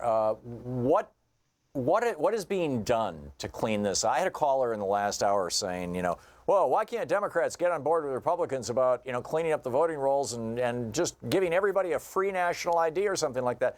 And I'm like, we have laws against illegally voting. You can go to jail for anywhere from a year to 5 years, depending on the state. Similarly, we have laws against shoplifting. You can go to jail for a year to 5 years, depending on the state, for shoplifting. By and large, people don't shoplift, A, because they're not inclined, and B, because they don't want to go to jail. For the same reason, people don't vote when they're not legal to vote. I mean, it might be 50 people a year across the country, and most of them are voting by mistake, felons who didn't realize they couldn't vote, things like that. But Democrats are starting to buy this. What can we do? Oh, boy. Well, think about this. You have 3,400 people, mainly in Columbus, Ohio, who showed up at the polls to vote in this congressional race. If they were illegal voters, you shouldn't throw away their ballots. You should arrest them. But they're not illegal voters. If they're illegal voters, arrest them. Now, in the old days, if your name was missing from the voter rolls and you swore under penalty of prison on an affidavit that you are a legal voter, your vote would count. That's the old affidavit system, which was replaced by George Bush with provisional ballots, which don't get counted on your affidavit statement. So what we need to do is go back to, at the very least, because I'm guessing probably some of these folks who are getting provisional ballots too are people who simply showed up without ID. Well, yeah, that's the other thing, is that you have ID requirements in Ohio, which is horrendous. By the way, a lot of people who don't have the ID or their names are missing from the voter rolls walk away. They don't bother filling out the provisional ballot. Right. So we haven't talked about the big walk away, the spoiled ballots. That is the ballots that they say are uncountable. Again, mostly in Franklin. We're trying to get that information. They tend to hide that stuff. In England, by the way, the BBC never reports the tally without telling you how many votes were not counted. It kind of minimizes the uncount. Right. So, I think one of the things is we have to go back to the idea that. Yep. I'm sorry, Greg. We're using your Skype audio, and it can't compete with the music, and the music just started. Greg Palast, the genius of Greg Palast, the investigative journalist, author, and filmmaker. GregPalast.com. You can tweet him at Greg_Palast. Greg, thanks so much for being with us. We'll be back. This is the Thom Hartmann Program. It's 16 and a half minutes past the hour. We'll be back with more of the news of the day and your calls right after this.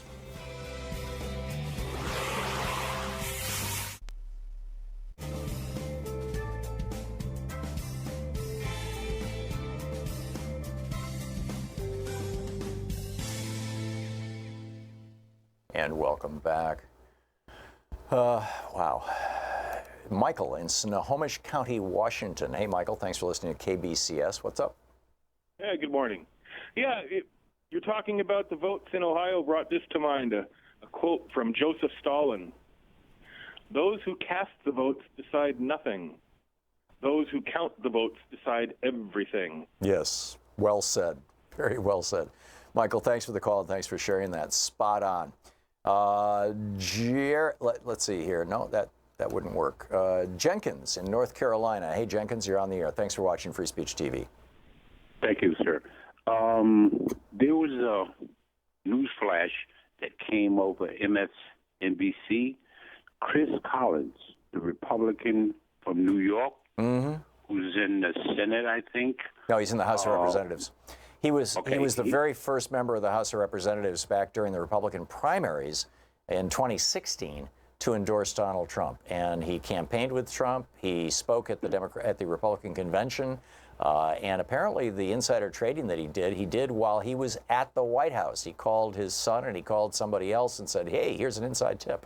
Bizarre stuff. Well, he got a problem now because they've indicted him. He turned himself in, and who was that? Paul Ryan came out and said that he can no longer serve in his capacity until this case is resolved. Well, he's actually, yes and no. He's going to continue to serve in the House of Representatives. He will continue to have a vote. He will continue to be able to introduce legislation and speak on the floor. What Paul Ryan pulled from him was his single committee position. He's on one of the committees, and I'm sorry, I don't remember which one it was, but that has been pulled. So he's no longer on that committee, but that's it. Okay. Now, I want to ask you a question concerning the voting. Now, the people that are being purged illegitimately, why don't all of these people get together, get an attorney, sue the state, and say, if we can't vote, we don't pay taxes, and they'll automatically stop all that crap? I love the idea. The problem is that, number one, the people don't have any way of knowing who each other are. It's not like they're members of a union, where they're all connected to each other. So how do you find all the other people who got screwed just like you did, number one?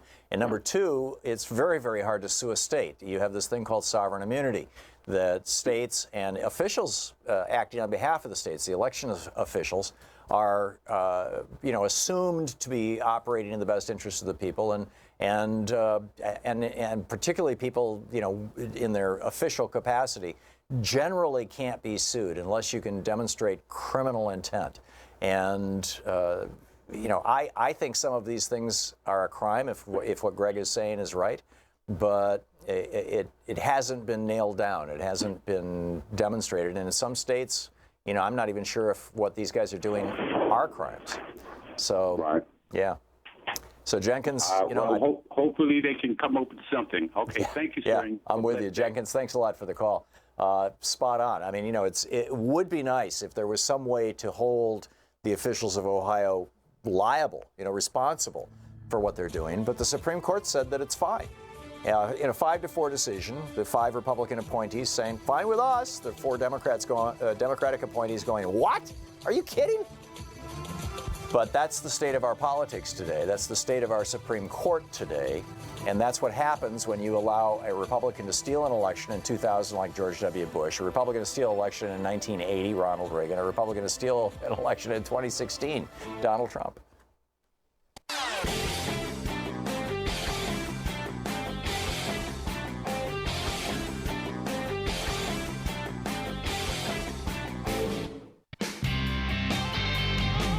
Welcome back. Thom Hartmann here with you. And let's see here. Alex in Tacoma, Washington. Hey, Alex, thanks for listening to 91.3 FM. What's up? Oh, hey, I just wanted to maybe explain about actually getting purged from the rolls, because it happened to me about 3 years ago. Wow, what happened? Well, I take care of my 97-year-old grandfather. I used to take care of developmentally disabled adults. And when my grandfather had a fall, my family asked me if I would come look after him.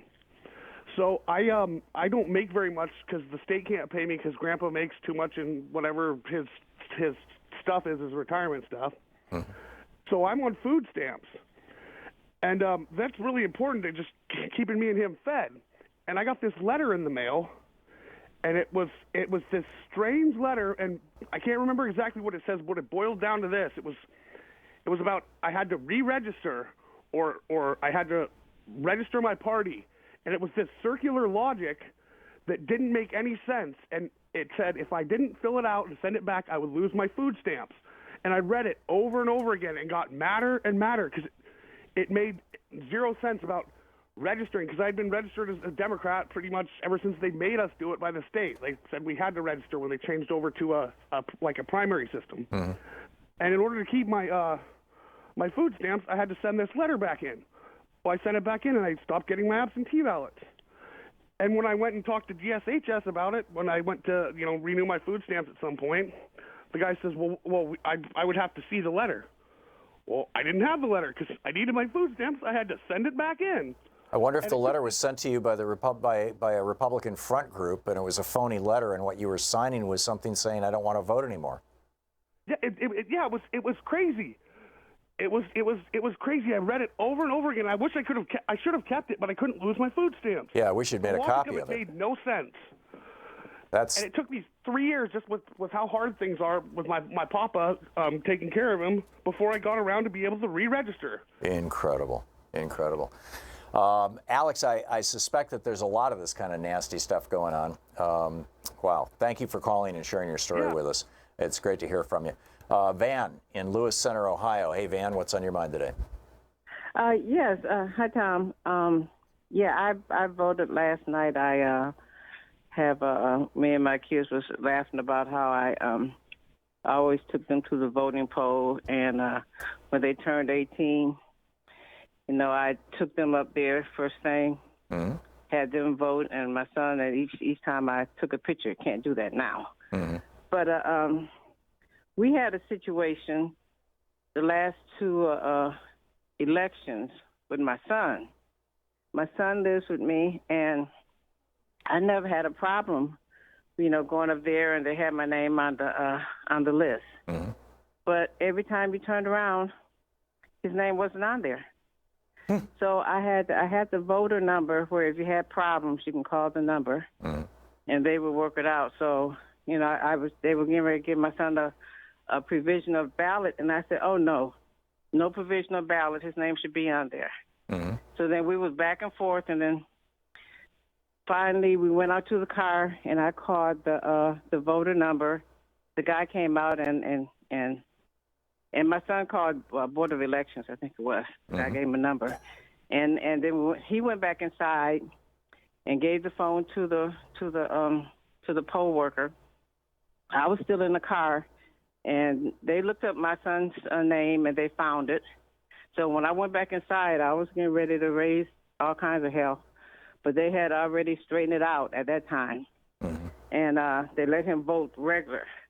But even before that, when we first came in there was a black man, and he was standing up there, and he was all confused about how come he, couldn't vote and stuff, and they sent him to another voting place. And I said, well, this is just a game they're playing, and I had to explain to my son, you never walk away. Your name is supposed to be on that voting list, and you stay there till they let you vote regular. No provisional ballots, because they never work out. They never count them. So, that was my story. So, we're in Lewis Center, and we voted last night, and I don't know what's going to happen to O'Connor, but we'll vote for him in November. Yeah. So your son got purged? Is that what happened? I mean, did they assert that he was no longer an eligible voter? Do you know what happened or when or why? Well, no, I didn't find out. He was and he got purged. He was like in his mid-20s at the time. Mm-hmm. And he had been voting. Yeah, he had been voting. Wow. He had been voting. And the matter of fact, before we voted yesterday, I called the Board of Elections Friday and made sure my name and his name was on there. And they said, yes, it's on there. And, I verified the polling place. So we went there yesterday, and we didn't have any problems. So people have to be vigilant. Don't just accept taking a provisional ballot. Don't accept the fact that your name's not on there. Call ahead of time. Find out where your polling place is. Make sure your name is on there, and then go vote. And like you said, bring somebody with you. There you go. Okay, well said, Van. Thank you very much for the call. It's just, I wonder how many, all our lines are filled right now. I wonder how many other people are having the same problem. Here we've got 2 in a row of people who've been purged from the voting rolls. One through apparently a Republican dirty trick, and the other, we don't know. But in Ohio, gee, what a surprise. We'll be back with more of the news of the day and your calls after this. You're listening to the Thom Hartmann Program. Call 202-808-9925. Actually, we'll be back with Tom Perez, the head of the DNC, doing a debrief on what happened with the elections. Stick around.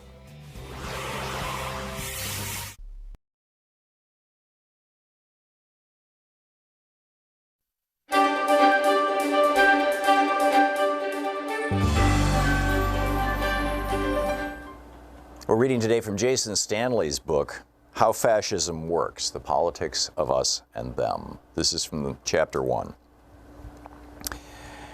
It is only natural to begin this book where fascist politics invariably claims to discover its genesis, in the past.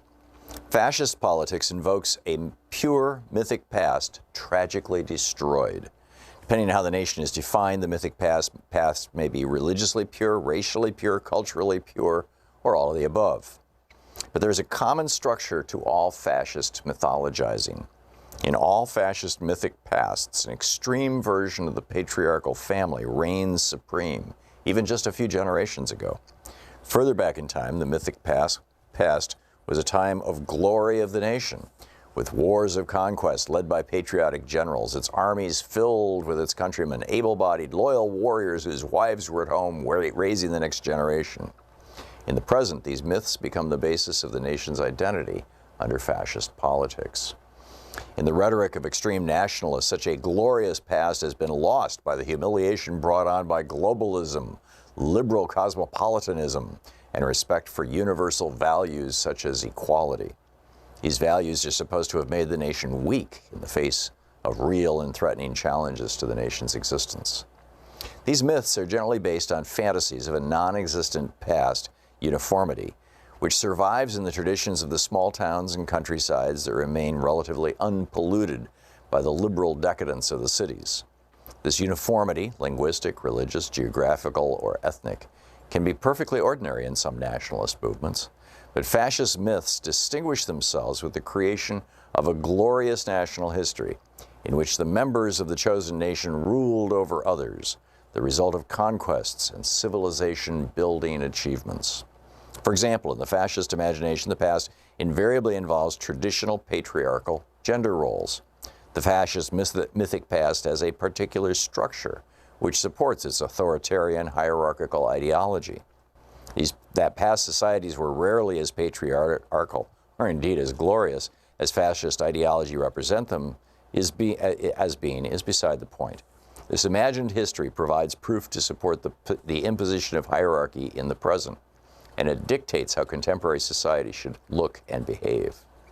In a 1922 speech at the Fascist Congress in Naples, Benito Mussolini declared, "We have created our myth. The myth is a faith, a passion. It is not necessary for it to be a reality. Our myth is the nation. Our myth is the greatness of the nation. And to this myth, this greatness, which we want to translate into a total reality, we subordinate everything." Here, Mussolini makes clear that the fascist mythic past is intentionally mythical.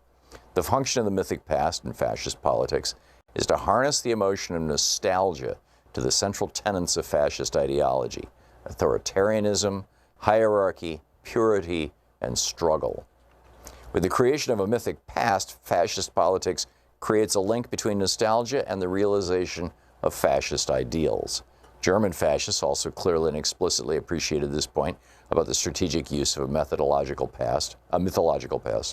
The leading Nazi ideologue, Alfred Rosenberg, editor of the prominent Nazi newspaper, the Völkischer Beobachter, writes in 1924, "The understanding of and the respect for our own mythological past and our own history will form the first condition for more firmly anchoring the coming generation in the soil of Europe's original homeland."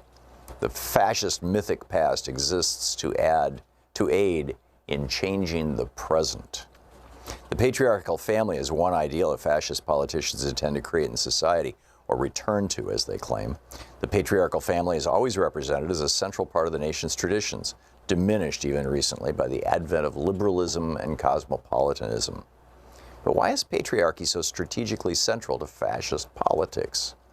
In a fascist society, the leader of the nation is analogous to the father in the traditional patriarchal family. The leader is the father of his nation, and his strength and power are the source of his legal authority, just as the strength and power of the father in the family in patriarchy are supposed to be the source of his ultimate moral authority over his children and wife. The leader provides for his nation, just as in the traditional family the father is the provider. The patriarchal father's authority derives from his strength, and strength is the chief authoritarian value. By representing the nation's past as one with a patriarchal family structure, fascist politics connects nostalgia to a central organizing hierarchical authoritarian structure, one that finds its purest representation in these norms. Gregor Strasser of the National Socialist Nazi Reich was the National Socialist Nazi Reich propaganda chief in the 1920s before the post was taken over by Joseph Goebbels. According to Strasser, for a man, military service is the most profound and valuable form of participation. For the woman, it is motherhood. Paula Seiber, the acting head of the Association of German Women, in a 1933 document meant to reflect official National Socialist state policy on women, declares that to be a woman means to be a mother, means affirming that the whole conscious force of one's soul, the value of being a mother and making it a law of life, the highest calling, is not just to bear children, but total devotion to her role. How Fascism Works is the book. Want to connect with the show online? You can find the Thom Hartmann Program on Facebook, Twitter, and Instagram.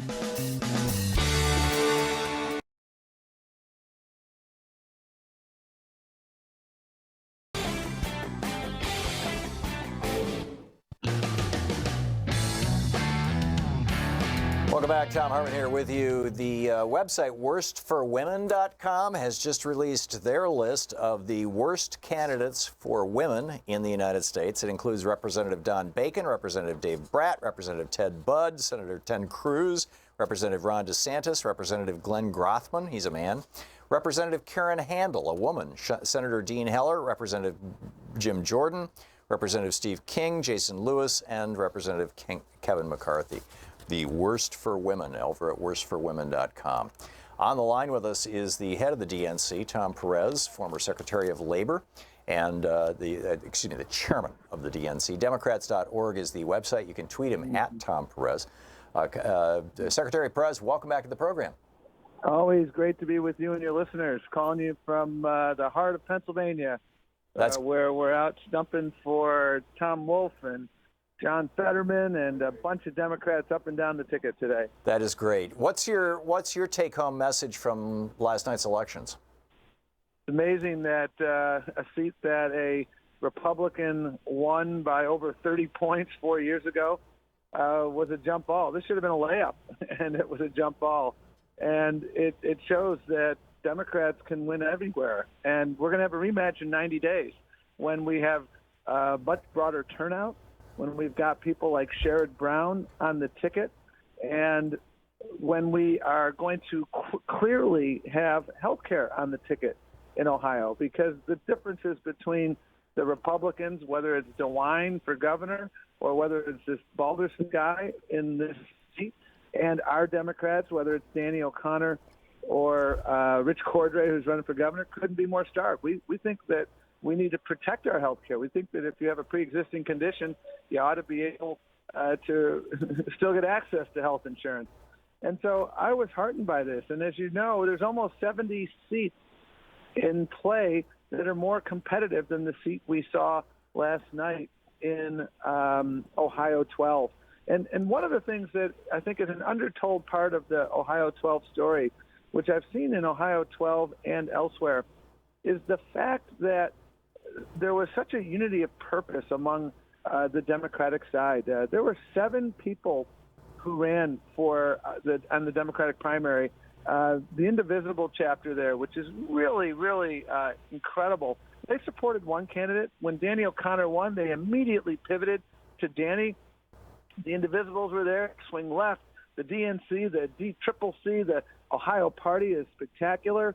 And I see this unity everywhere across this country, and that's what gives me optimism. If I'm the Republican Party and I still have a jump ball race in a district that's beat red, gerrymandered, I'm in trouble. Yeah. The Democratic Party rolled out this better deal. I like real deal, but it's there. And I'm curious, the top 3 lines, most Democrats who are running around the country, and particularly, we've got this election in November and then the presidential election in 2 years and 3 months. What in your opinion, as the chair of the Democratic Party, what should be or what will be the top 3 messages? Just sort of like the Republicans run on guns, gays, and gods, or they had, in the past. But what are the Democratic messages? What is the Democratic message? We're fighting for your future. We're fighting for our democracy. We're fighting for an economy that works for everyone. That's what we've been fighting for. When you have access to good health care, when you don't have to worry about going to the doctor. Secretary Perez, your phone is fading out. I'm not sure if there's anything you can do about that. Yes. Okay. Do you got me now, Tom? I do, yeah. Okay, great. Sorry about that. We're just in rural Pennsylvania here. Okay. And what I said was, we're fighting for your future. We're fighting for your jobs. We're fighting for your health care.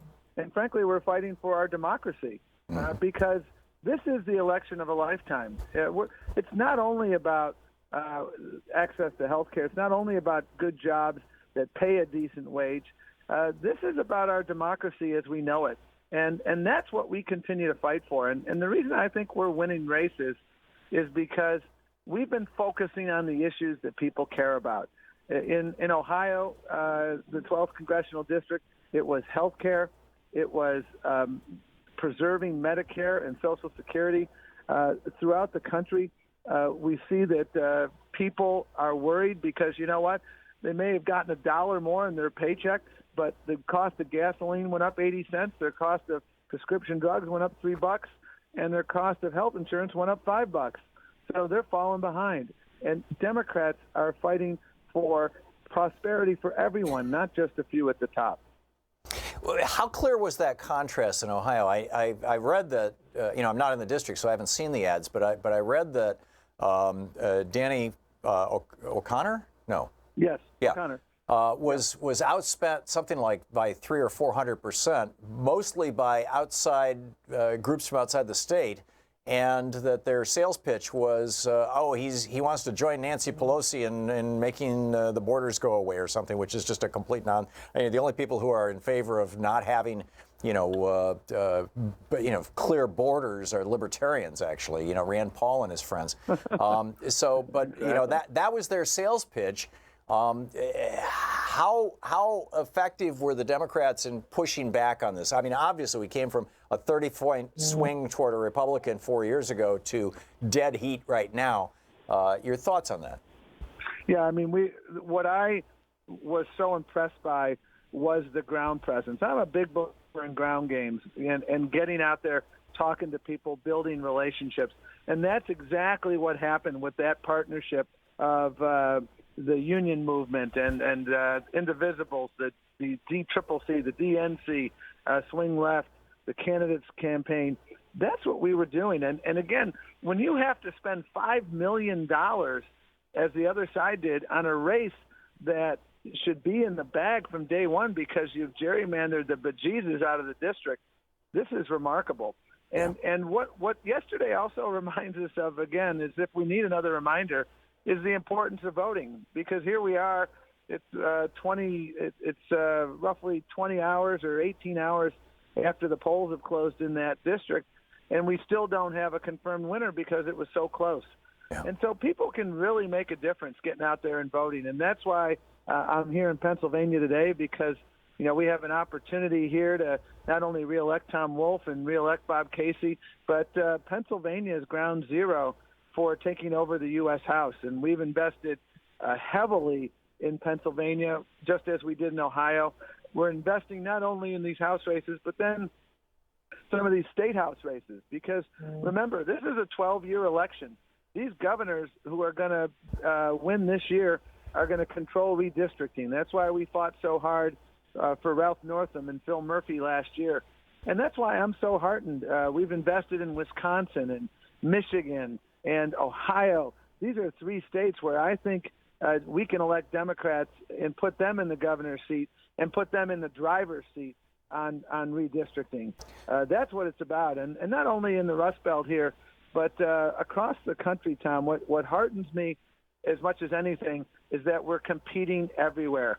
Stacey Abrams has a spectacular opportunity to make history in Georgia as the first African-American woman elected governor.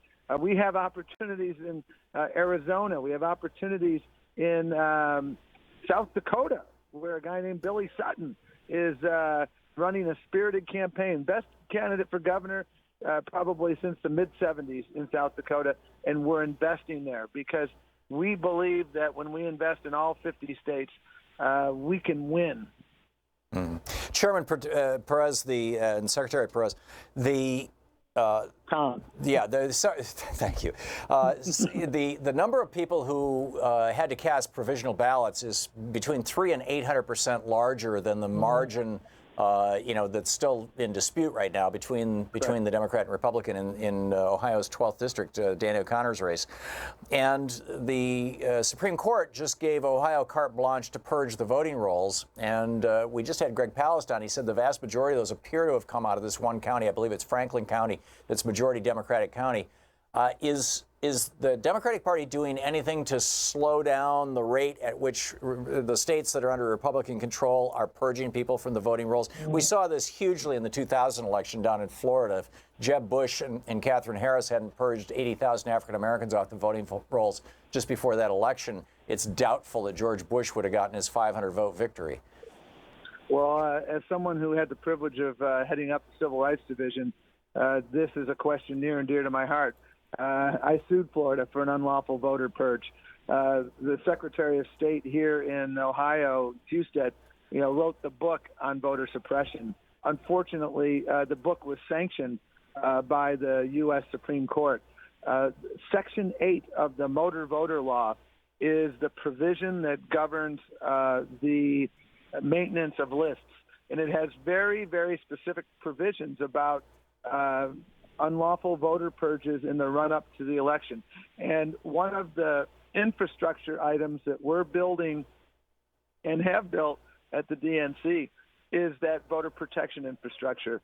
And you can bet your bottom dollar here in Ohio and in other states across the country, this is exactly what we are on the lookout for, reminding people in elections bureaus that the Section 8 of the Motor Voter Law has very specific provisions that prevent purges in the run-up to the election. We will be watchdogs. We will hold people accountable. Good on because you. every vote must count. Amen.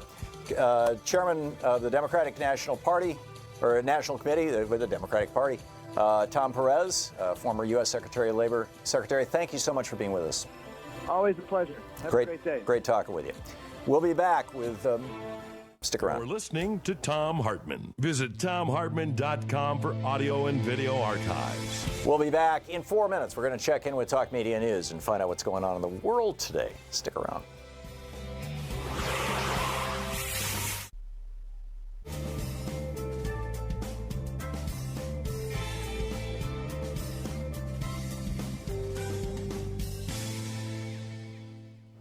And welcome back. Jack, watching Free Speech TV in Petaluma, California. Hey, Jack, what's on your mind today? Yes, Tom. I hate to be in the corner of the room, everybody talking on voting, but right now I'm really worried that we're not seeing the fire in the forest, if you know what I mean. You're talking about California being on fire? Well, more than California. You have Washington, you have Idaho, Oregon's you have on fire right now, Colorado, yeah. And all these are sources of our great waterways that come west. Yeah. I'm really worried with Zinke and our current EPA director that our streams are going to get killed. I think, if not for the salmon runs and the bears taking the salmon run or dead salmon up and fertilizing the hillsides, we aren't going to have bears in those woods anymore. Yeah, well, we may not have woods anymore, for that matter, Jack. There aren't any woods anymore. Yeah. I love your picture of Mount Hood, but can you imagine all those forests being wiped out? Yeah. Amen. Jack, it's an important issue, and we do need legislation to protect from wildfires, and we need to be looking at ways that we can do that. Spot on.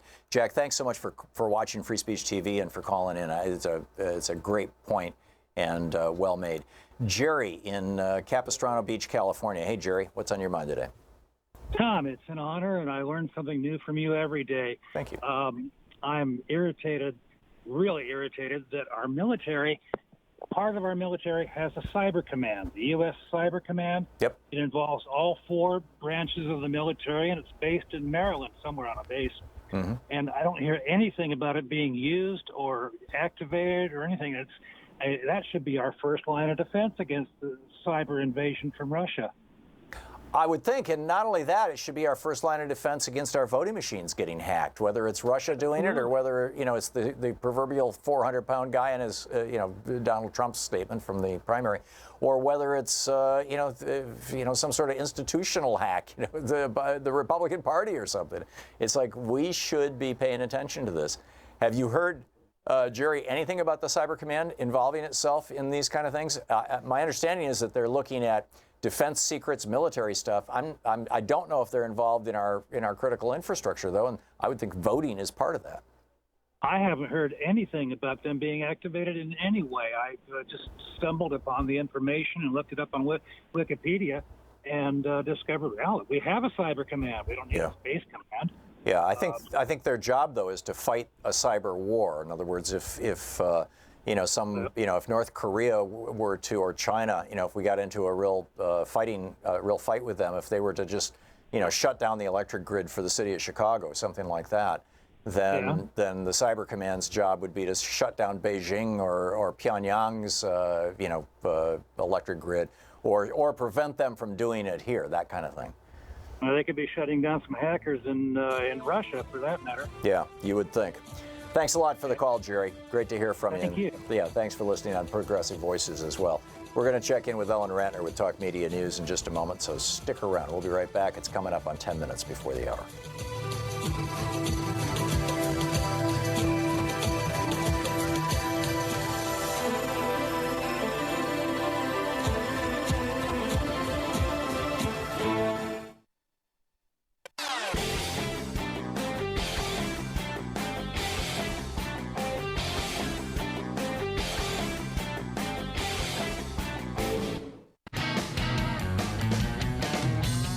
It's the place where smart people get their news, the Thom Hartmann Program. Let's check in with Ellen Ratner with Talk Media News and find out what's going on in the world today. This report brought to you by goatsfortheoldgoat.com and Ellen's new book, Loving What You Do. Hey, Ellen, what's up in the world? Well, there's a lot going on, of course, with this president. It's never a dull moment, but of course it's also the primaries, so that's very interesting. Chris Collins, who is a Republican congressman from 2013 from the 27th District of New York State, and that is actually, it's the Niagara area, and it goes all the way to almost where I often am, which is Lilydale, New York, Hamburg, New York, it goes to, and he has now been indicted. He has been indicted for insider trading. Now, it's very interesting that he used to be in the same law firm as Giuliani, Greenberg Towering, yes.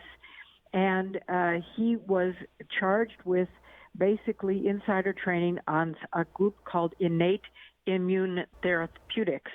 They said that they had a way of dealing with multiple sclerosis. Now, Louise Slaughter, before she died, and she was a biochemist, she started the Stock Act, which meant that people could not use information that they got as members of Congress to somehow enrich themselves.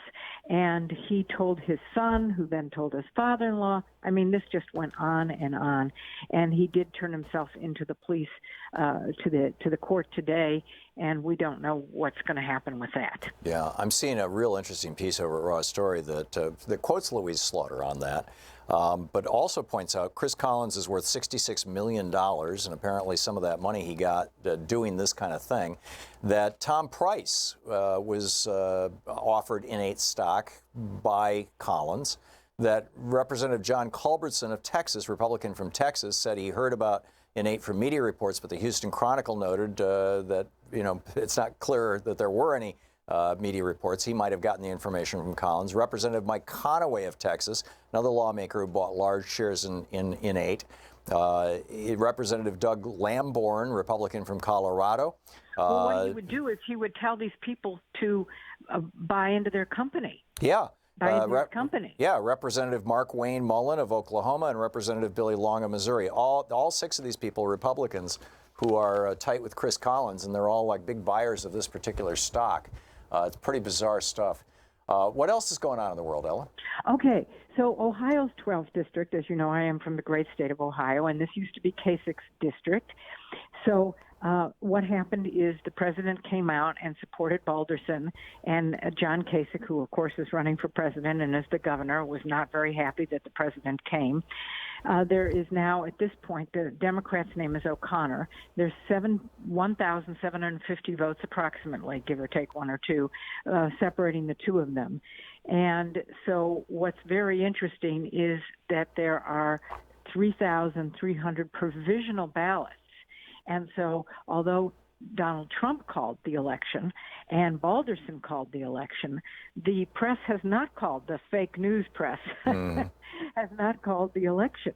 And it's very interesting. And they said it may be weeks before those provisional ballots are counted. Right, because they have to contact each one of those people and say, prove that you're actually an eligible voter, because it looks like the Secretary of State took your name off the rolls. We were just talking to Tom Perez about that, and Greg Palast, for that matter. This is pretty grim stuff. These purges. Yeah. Okay. What else? Kansas is the other interesting election that's going on. Now, this is between two Republicans, Chris Kobach, who the president has supported, and Jeff Collier, who is much more of a moderate Republican. They have to deal with still mail-in ballots and provisional ballots. As you know, they've counted 300,011 votes.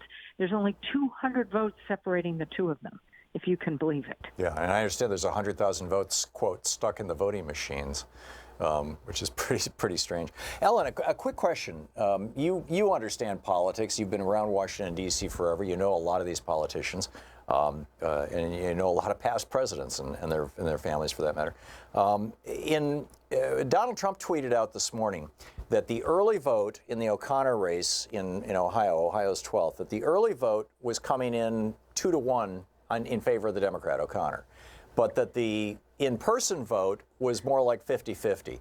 And Trump is saying this is because the early vote came in before I went to Ohio and campaigned for Culbertson, and give me a break. And now Culbertson's getting all these votes. Well, I'm curious, how do you rebut that? What do you say to that? Well, first of all, I'm not sure that that's true, because we'd have to really find out whether it was true or not. Yeah. And secondly, Donald Trump does whip up his crowd and does get them to go out and vote. That is true. However, the question is whether he whipped up enough votes to make this a really competitive race, and we just don't know about that at this point. Okay. So what else is up in the world in the news? Okay, well, there's a lot more going on. Alex Jones from InfoWars has, as you know, been banned by a lot of social media, but he's not been banned from Twitter. And the reason that he has not been banned from Twitter is because Twitter is claiming that he hasn't broken any of Twitter's rules. Now, I don't know about claiming that what happened in Connecticut with the murder of all those children is you know, I mean, it's clearly false information, but Alex Jones he's walked that back, hasn't he? By the families. Hasn't he walked that back? Hasn't he walked that back now? He's no longer pitching that sales pitch? Well, he's no longer pushing it, but he didn't deny it either, really. Okay. Interesting. That I know of. Maybe you read something that I haven't. So Twitter's being a little more libertarian than the rest of the media. Right, for sure. Okay, so now also the Manafort trial is still going on today, and Rick Gates is now testifying for his second day. The most jaw-dropping testimony that he gave is that he said it's possible that he took money from the inaugural. Well, it's not possible. You either did or you didn't. Who's he? You probably know it. Is the he Rick Gates or the he Paul Manafort? He is Rick Gates. So the Manafort trial. Rick Gates is saying that he might have stolen money from the inaugural committee, but he can't prove it? Oh, well, he doesn't remember. Oh, my. Now, he's not an old bat like me, you know, so his memories, I'm sure. You and me both. Ellen Ratner with Talk Media News. Thank you, Ellen. Thank you. It's great talking with you. Wow. Amazing stuff. We'll be back. I've got a pile of news to share with you when we come back from the break. Stick around. It's going to be a fascinating hour. Plus, we'll be taking your calls.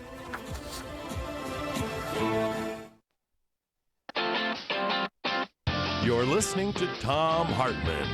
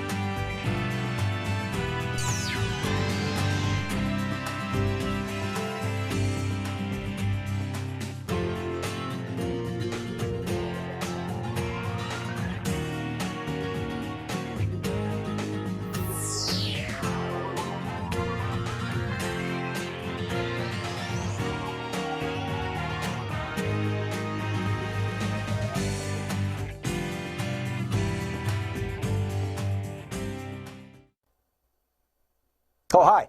I was just meditating, listening to the sounds of the ocean from this app, from my brainwaves that are being detected by the Muse headband.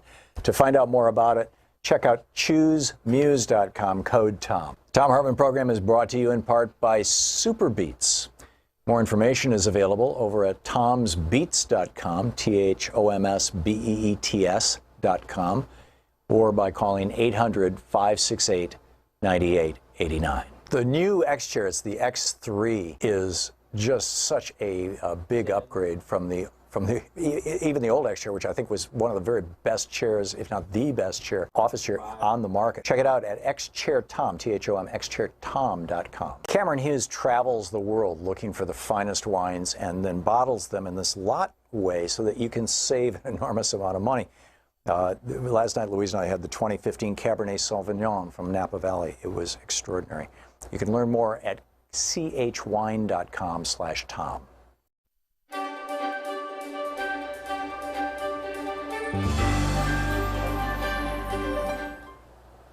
Our book for today is Into the Hands of the Soldiers, Freedom and Chaos in Egypt and the Middle East by David D. Kirkpatrick, who is the international correspondent for the New York Times. This is from Chapter 1. Driving east from Tunis may be the best way to take in the miracle of the Nile. The road follows the Mediterranean coast for about 1,700 miles. Almost every inch of it is brown 12 months a year, rock and sand baking in the sun. Then you cross an invisible line at the edge of the Nile Valley. Everywhere is an eruption of green. Not even the congestion of Cairo can contain the riot of vegetation. For millennia, no other territory in the Middle East produced such a bounty. Where the yearly flooding of the Euphrates was violent and destructive, the cycles of the Nile were gentle and predictable. A truism holds that the histories of Egypt and Iraq followed their rivers. Medieval sultans dug a well, known today as the Nilometer, on Rauda Island in Cairo to measure the water level. The annual rise determined how generous the crops would be that year, and the sultans taxed the peasants accordingly. Farming was that easy. The Nile Valley became the breadbasket of the Arab world. Egyptians swelled with pride in their river. Whoever drinks the water of the Nile will return again to Egypt, the old saying goes. Egyptians also like to say that they have been rallying around grand national projects since the pharaohs built the temples of Thebes.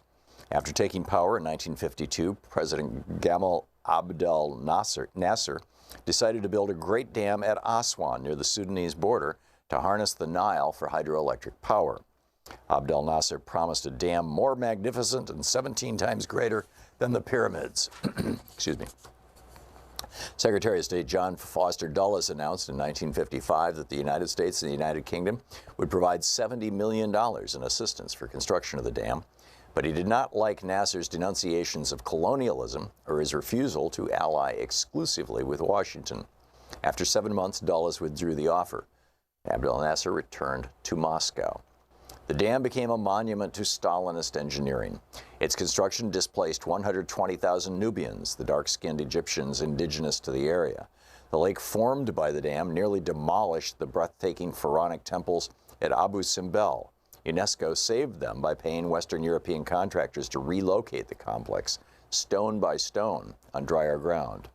The finished dam stopped the flow of silt and nutrients that had kept much of the Nile Valley fertile for centuries. The depletion of the water devastated the farmlands downstream and the fishing around the mouth of the Nile. The slowing of the current led to an explosion in waterborne diseases like schistosomiasis.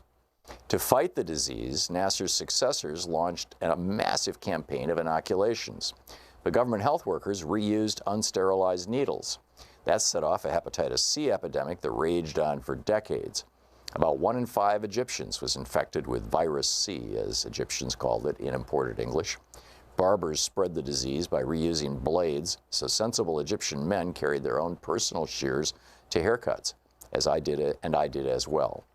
The adage about drinking the Nile water lives on today as black humor. The river is so filthy that your first stop would be a hospital. Yet Egyptian school children are still taught to celebrate Abdel Nasser's high dam as an unalloyed triumph. I think of the dam whenever I get a haircut, a parable of centralized planning and unaccountable power. I had the luck to be an American journalist living in Cairo during the 30 months when Egyptians broke free of the autocracy that ruled them. Their escape set off revolts from Benghazi to Baghdad. But the old authoritarian order had only hidden underground, not shattered. It returned to take revenge. A reinvigorated autocracy did its best to blot out the memory of those first 30 months of freedom. Let me tell you this story. Chapter 2, City of Contradictions, August 14th, 2010. My introduction to Egypt was an iftar, the ritual meal at dusk to break the Ramadan fast, on a gritty day in August 2010. My family and I had moved that week into a one-story villa in Maidi, a leafy district about 6 miles up the Nile from the New York Times Bureau on the island of Zamalek. Both neighborhoods, Maadi and Zamalek, are full of Western expats and Egyptian old money. I had a 20-minute drive to work if the streets were empty. Usually the lawless traffic made the trip more than an hour. Mercedes sedans and Land Rovers veered around donkey carts stacked with carrots or garlic. Families of 4 or 5 crammed on the backs of Korean motorcycles, and mothers rode side-saddled with infants in their arms. My wife Laura and I had hauled our 1-year-old's car seat all the way from Washington. We felt so fussy. I was drawn to Egypt in part by the terrorist attacks of 9/11. I knew the roots of al-Qaeda and its ideology ran back to Egypt. Also, I had turned 40 in 2010. I wanted a change from Washington, where I'd reported for the previous 6 years. That was about the extent of my preparation for my posting to Cairo. I was thrilled with the job. Egypt was home to a quarter of all Arabs, had set every major trend in religion, culture, and politics across the Arab world for more than half a century. Egypt commanded the largest Arab army and held together the region. It kept the peace with Israel. After Israel, Cairo had received more United States aid over the decades than any other country, over $70 billion, at the rate of $1.5 billion a year at the time I arrived. The book, Into the Hands of the Soldiers. Want to connect with the show online? You can find the Thom Hartmann Program on Facebook, Twitter, and Instagram.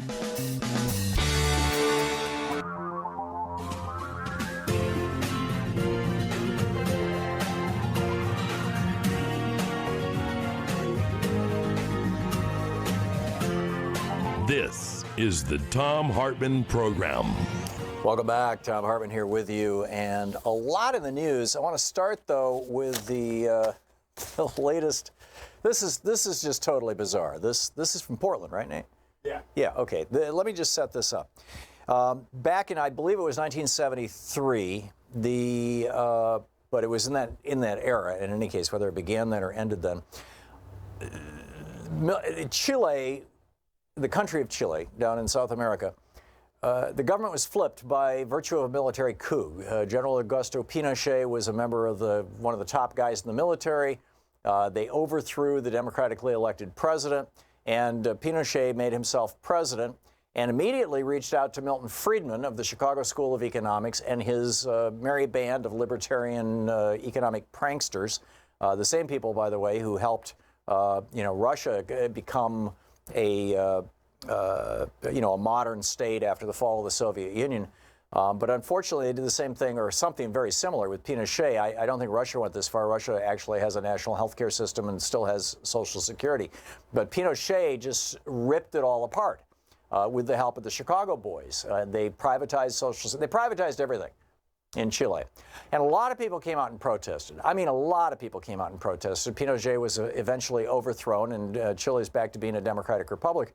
But during that period of time, the protesters, some 3,000 of them were taken out in helicopters and pushed out to fall to their deaths. This was one of Pinochet's favorite ways of killing people. In one of the major stadiums in Chile, in whatever the major city was, people were lined up and executed like the Nazis did during before World War II, like the Nazis did in the death camps in at least in the work camps like in Dachau. And so it's particularly bizarre that here in Portland, when the right showed up to strut their stuff and talk about how wonderful white supremacy is and all that a number of them were chanting and wearing T-shirts about how Pinochet was actually a good guy and it's time to make lefties afraid of helicopters again. And they showed up to talk about this and to chant about it. Here's the clip. Pinochet! Pinochet! Pinochet! Pinochet! Pinochet! Pinochet! Pinochet! Pinochet! Helicopters! Helicopters! Helicopters! Right. This is bizarre. We're protesting because we want to destroy and privatize Social Security. We want to privatize and destroy Medicare and Medicaid. Like Pinochet did. I'm speechless. And we got right-wing programming in this city in support. It just blows my mind.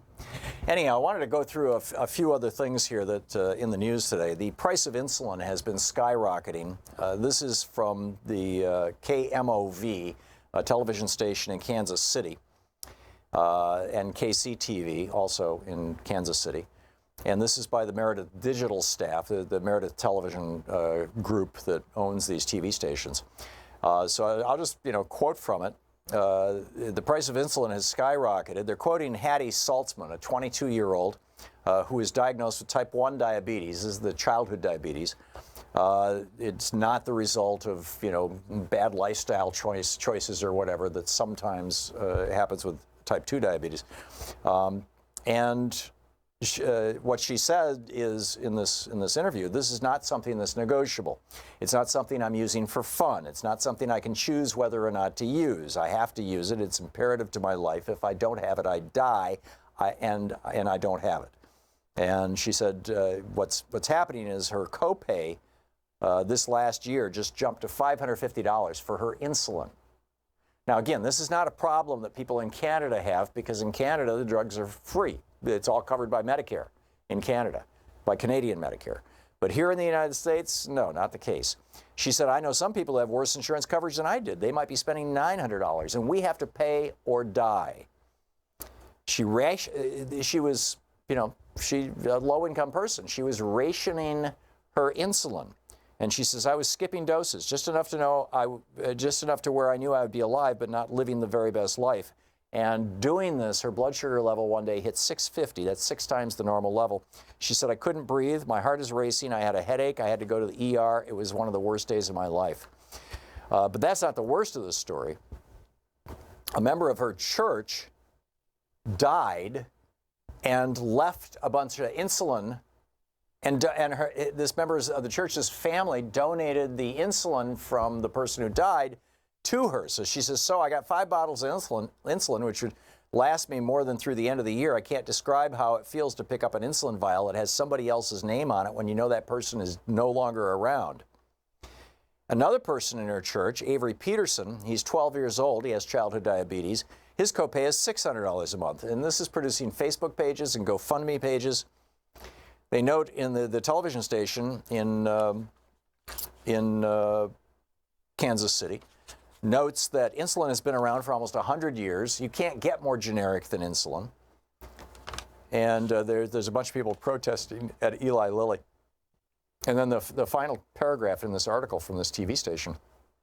Alex Smith from Minnesota had insurance, but the deductible was $7,600. His monthly rate for insulin was $1,300. He tried to ration his insulin and stretch his supply. He was found dead in his apartment 3 days before his next paycheck. His mother is now an activist fighting for reasonably priced insulin. How about fighting for health care for all? And, having a Medicare system like Canada, Medicare for all, and it covers everything, including drugs. This is just terrible. I mean, just breathtakingly terrible. Speaking of health issues, my father, as you may remember, died of mesothelioma, which is a lung cancer, or a cancer of the lining of the lungs, that's caused by exposure to asbestos. My dad, when my mom got pregnant with me, he dropped out of college. He was on the GI Bill and is starting his 3rd year of college. He dropped out, and it was back in 1950, 51. Dropped out of college and got a job at the Alcoa steel mill in Grand Rapids, Michigan. And the steel would come out and go over these rollers, red hot steel, and the delivery, the chute that the steel came out of was all lined with asbestos. And so the air was just a continuous cloud of asbestos fiber. And my dad and others working with him were told, hey, nothing to worry about. It's all good. We've been using asbestos for 100 years. What they failed to tell him was back in the 1930s, the asbestos industry learned for a fact that asbestos causes mesothelioma. So, Alcoa and the asbestos industry basically killed my father. And, we finally figured that out, right? That asbestos does this. I mean, we like I said, the asbestos industry figured it out in the 1930s. They hid that from us until apparently the 1970s or 80s. And then, a lot of people getting mesothelioma, particularly from the World War II era, people working on the ships, the military ships that were made, that all their piping was lined with asbestos, were just showing up in droves getting a mesothelioma. And so we got it banned. Well, Donald Trump has said in the past that this whole connection between mesothelioma and asbestos is a scam, a racket put together. This is from Snopes. Literally Snopes, right? Debunk myths. They're saying this is true. President Trump has spoken on the topic of asbestos prior to taking office. In his 1997 book, The Art of the Comeback, he argued that the chemical is actually safe and suggested that the link to health problems was manufactured by the mob-connected companies that perform asbestos removals from buildings. This is a quote from Donald Trump. I believe that the movement against asbestos was led by the mob because it was often mob-related companies that would do the asbestos removal. Great pressure was put on politicians, and as usual, the politicians relented. Well, now Donald Trump is president, and guess what? On the 1st of June, and I don't know how this slid by me, but this was 2 months ago, the EPA, Office of Pollution Prevention and Toxics, announced a proposed significant new use rule for asbestos. And so they're going to allow asbestos. I mean, this is, Snopes is fact-checking this claim. The Environmental Protection Agency will allow new asbestos products to enter the market. Rating, yeah, mostly true. It's actually happening. This is just mind-boggling. The tweet of the day, our tweet of the day goes to Millie Weaver. Millie Weaver is a conservative. She works at Alex Jones's place, InfoWars, or at least says her profile says she's a reporter for InfoWars. And she tweeted this yesterday. Dear libtards who think Facebook is a privately owned business. See, this is all about whether a private business, the Fifth Amendment protects you from, the First Amendment gives you the right of free speech and protects you from the government inhibiting your right of free speech. But it doesn't protect private companies from inhibiting your right of free speech. So Facebook can censor you for any old damn reason they want, Twitter, whatever. But she's asserting that that's not the case. Dear libtards who think Facebook is a privately owned business, there's a thing called fact-checking. Facebook is a public business that's publicly traded. Using that argument to justify banning Alex Jones doesn't work. Right. Now, public means owned by the government. Publicly traded means you can buy and sell their stock, but it's still a private company. This is what happens when you stop teaching civics in elementary school and high school. We really need to get a civics curriculum back in the United States. This is just so sad, and I'm so concerned for Millie. I hope that she can pick up a book on civics someplace. This is the Thom Hartmann Program. We'll be back with more of the news of the day and your calls right after this.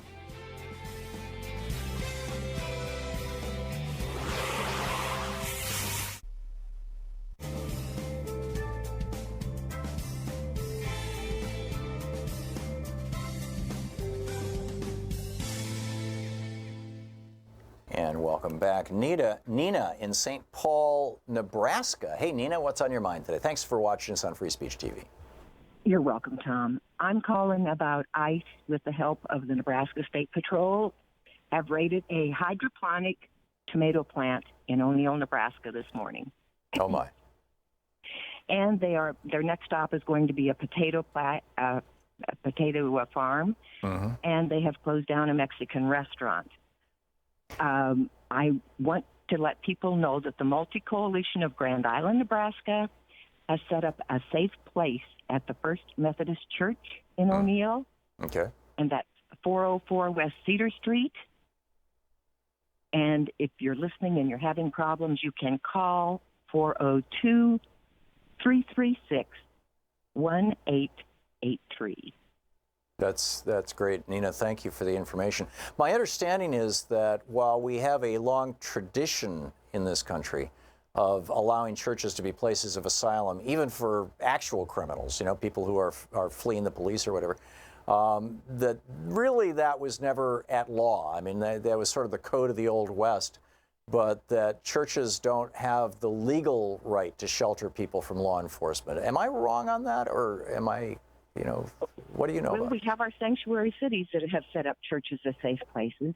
Right. And you think of the undocumented people that are living in there are safe as long as they don't go outside.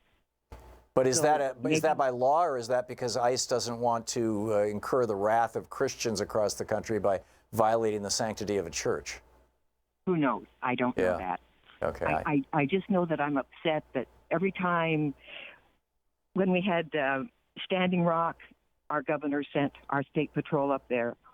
Oh, my. Our state patrol are supposed to be law enforcement officers. They aren't supposed to be doing things like this, in my opinion. Yeah. Remarkable. Nina, thank you for watching Free Speech TV in St. Paul, Nebraska, and thanks for sharing that story with us. You're welcome. Thank you. Great to hear from you. Wow, what a story. Carl in Central Square, New York. Hey, Carl, what's on your mind today? In my opinion, yeah. Carl? Dana, thank you for. Oh, geez, Carl, you got to listen to your phone, not your TV. Lori in Chubb, Missouri. Hey, Lori, what's on your mind? Lori in Club, Missouri. Uh-huh. Hi. Listen, I want some good. I got some good news. Okay. Proposition A, Missouri, a real win for labor. Oh, this was taking down the Republicans' right to work for less law.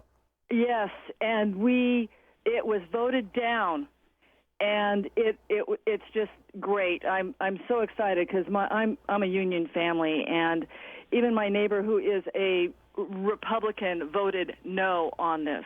Wow. And I just wanted some good news that even Republicans know that labor rules. We've got to buck up our labor, because just as you said about asbestos, they're the watchdogs. They're the ones that look after our workers. Yeah. You know, corporations are so big that we've got to have somebody looking out for us. Right. A corporation is basically a union of rich people. It's a union for capital, and we need union. And by the way, Lori, I understand that the vote was almost 2-1.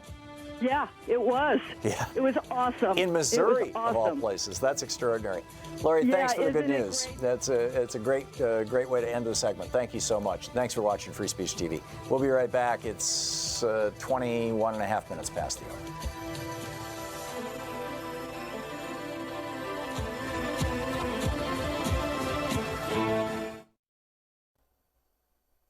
Oh, hi. I was just meditating, listening to the sounds of the ocean from this app, from my brainwaves that are being detected by the Muse headband.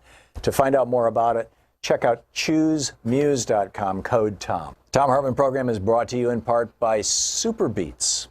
More information is available over at tomsbeets.com, THOMSBEETS.com, or by calling 800-568-9889. The new X chair, it's the X3, is just such a big upgrade from even the old X chair, which I think was one of the very best chairs, if not the best chair, office chair on the market. Check it out at xchairtom, THOM, xchairtom.com. Cameron Hughes travels the world looking for the finest wines and then bottles them in this lot way so that you can save an enormous amount of money.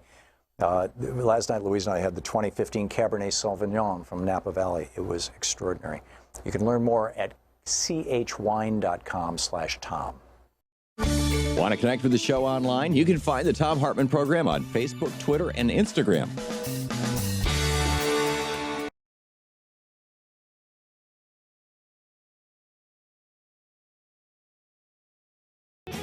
Welcome back. Maine in Chicago. Hey, Maine, what's on your mind today?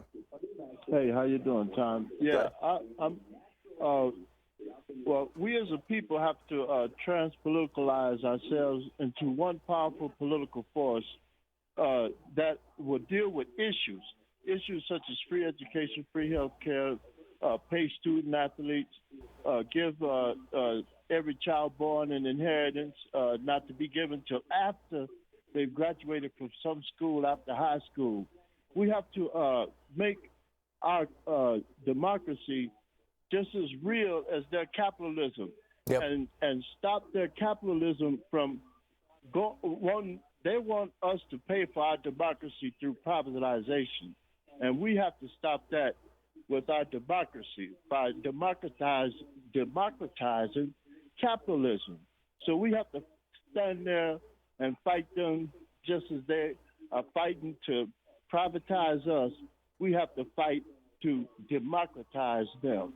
Completely agree. And I'm guessing you know this, Maine, but that idea that every child, when they're born, would be given a small endowment by the government, which would then be invested and through the miracle of compound interest and you know, if it's in the markets, sometimes the markets as well, would turn into a consequential inheritance when they reach 21. That idea was proposed back in the late 1700s by Thomas Paine in his pamphlet Agrarian Justice. Yeah, and that way, instead of being $50,000 in debt when you come out of school, you got a $50,000 inheritance to go out there and do your thing, you know, as far as what you want to be after the school that you graduated from after high school. Yep. This here will concrete, like I say, put bulwark our democracy. Yep. So the capitalism, you know, we can see it plainly. Like you say, we need to bring politics and that other one you brought, economics, study. Yeah. Civics. Back Yeah. Put civics back in our schools. Amen. Yeah, civics, right. Yep. Civics and politics definitely need to be needed because that's what this country is running on. I'm with you. I'm with you. Maine, amen. Amen. Totally agree. Thank you so much for the call. John in Chicago, listening on Sirius XM. Hey, John, you want to talk about martial law?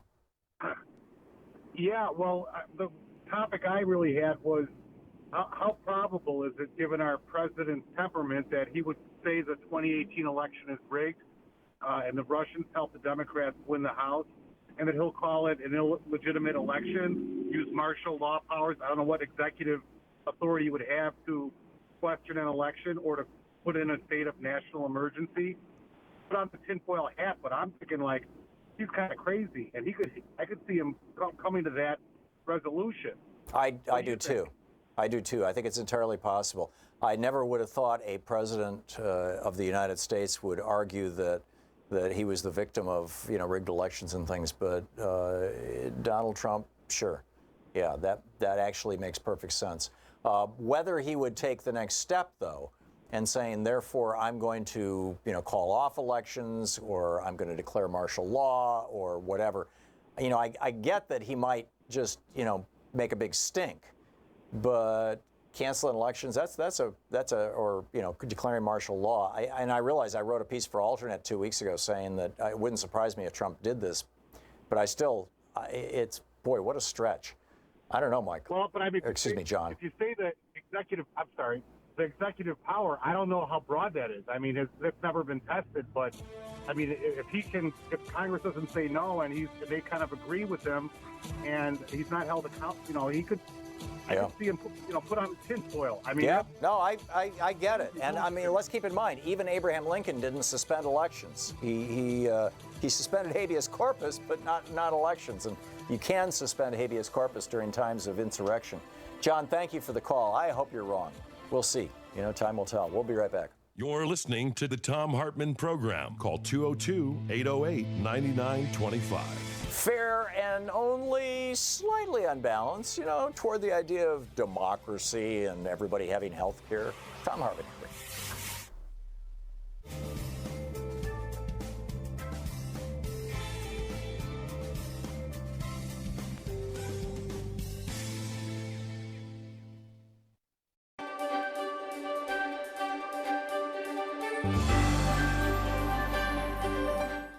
It's the Thom Hartmann University Book Club. Today we're reading from Gar Alperovitz's book, What Then Must We Do? Gar is an economist, by the way, and this is from the introduction. I've borrowed my title, What Then Must We Do, from Tolstoy and the profoundly disturbing 1886 book that he wrote once he began to dig below the surface of what was happening in late 19th century Russia, a time when the system was in decay, the aristocracy enjoyed extraordinary luxury, and the peasants endured lives of hunger and pain. As a person of privilege, he began to understand something deeper about his time in history. Tolstoy wrote, I sit on a man's back, choking him and making him carry me, and yet assure myself and others that I am very sorry for him and wish to ease his lot by all means possible, except by getting off his back. Most of us do not literally sit on men's backs, making them carry us. We do, however, often uneasily look the other way, satisfying ourselves with modest changes that reassure us that all is well, while millions are in despair. We've done the best we can do, we might say, given the realities. Still, many sense, as did Tolstoy, that to actually do something serious would require us to confront much deeper problems than we are commonly willing to do. What then must we do is not shouted in the streets, but it is a question that more and more Americans, young and old, liberal, radical, and conservative, are quietly beginning to ask themselves in much more penetrating ways. So let us begin. My starting point is the obvious fact that despite its great wealth, the United States faces today enormous difficulties, with no easily discernible political answers that even begin to offer strategic handholds on a truly democratic future. Elections occur and major fiscal debates ensue, but many of the most pressing problems facing ordinary citizens are only marginally affected, and in many cases in ways that increase burdens, not reduce them. The issue is not simply that our situation is worrisome, however. It is that there are growing reasons to believe that we in fact face systemic problems, not simply political ones. Systemic problems in the fundamental, not the superficial sense. In the pages ahead, I will suggest that our nation's truly critical problems are built into the very structure of the economic and political system. They are not something passing in the night that will go away even when we elect forward-looking thinkers and actively pressure them to move in a different direction. I won't load you down with statistics at this point. A couple of obvious reminders, however. Not only has the economy been stagnating for a long time, but for the average person and the average family, things have been bad for a very long time.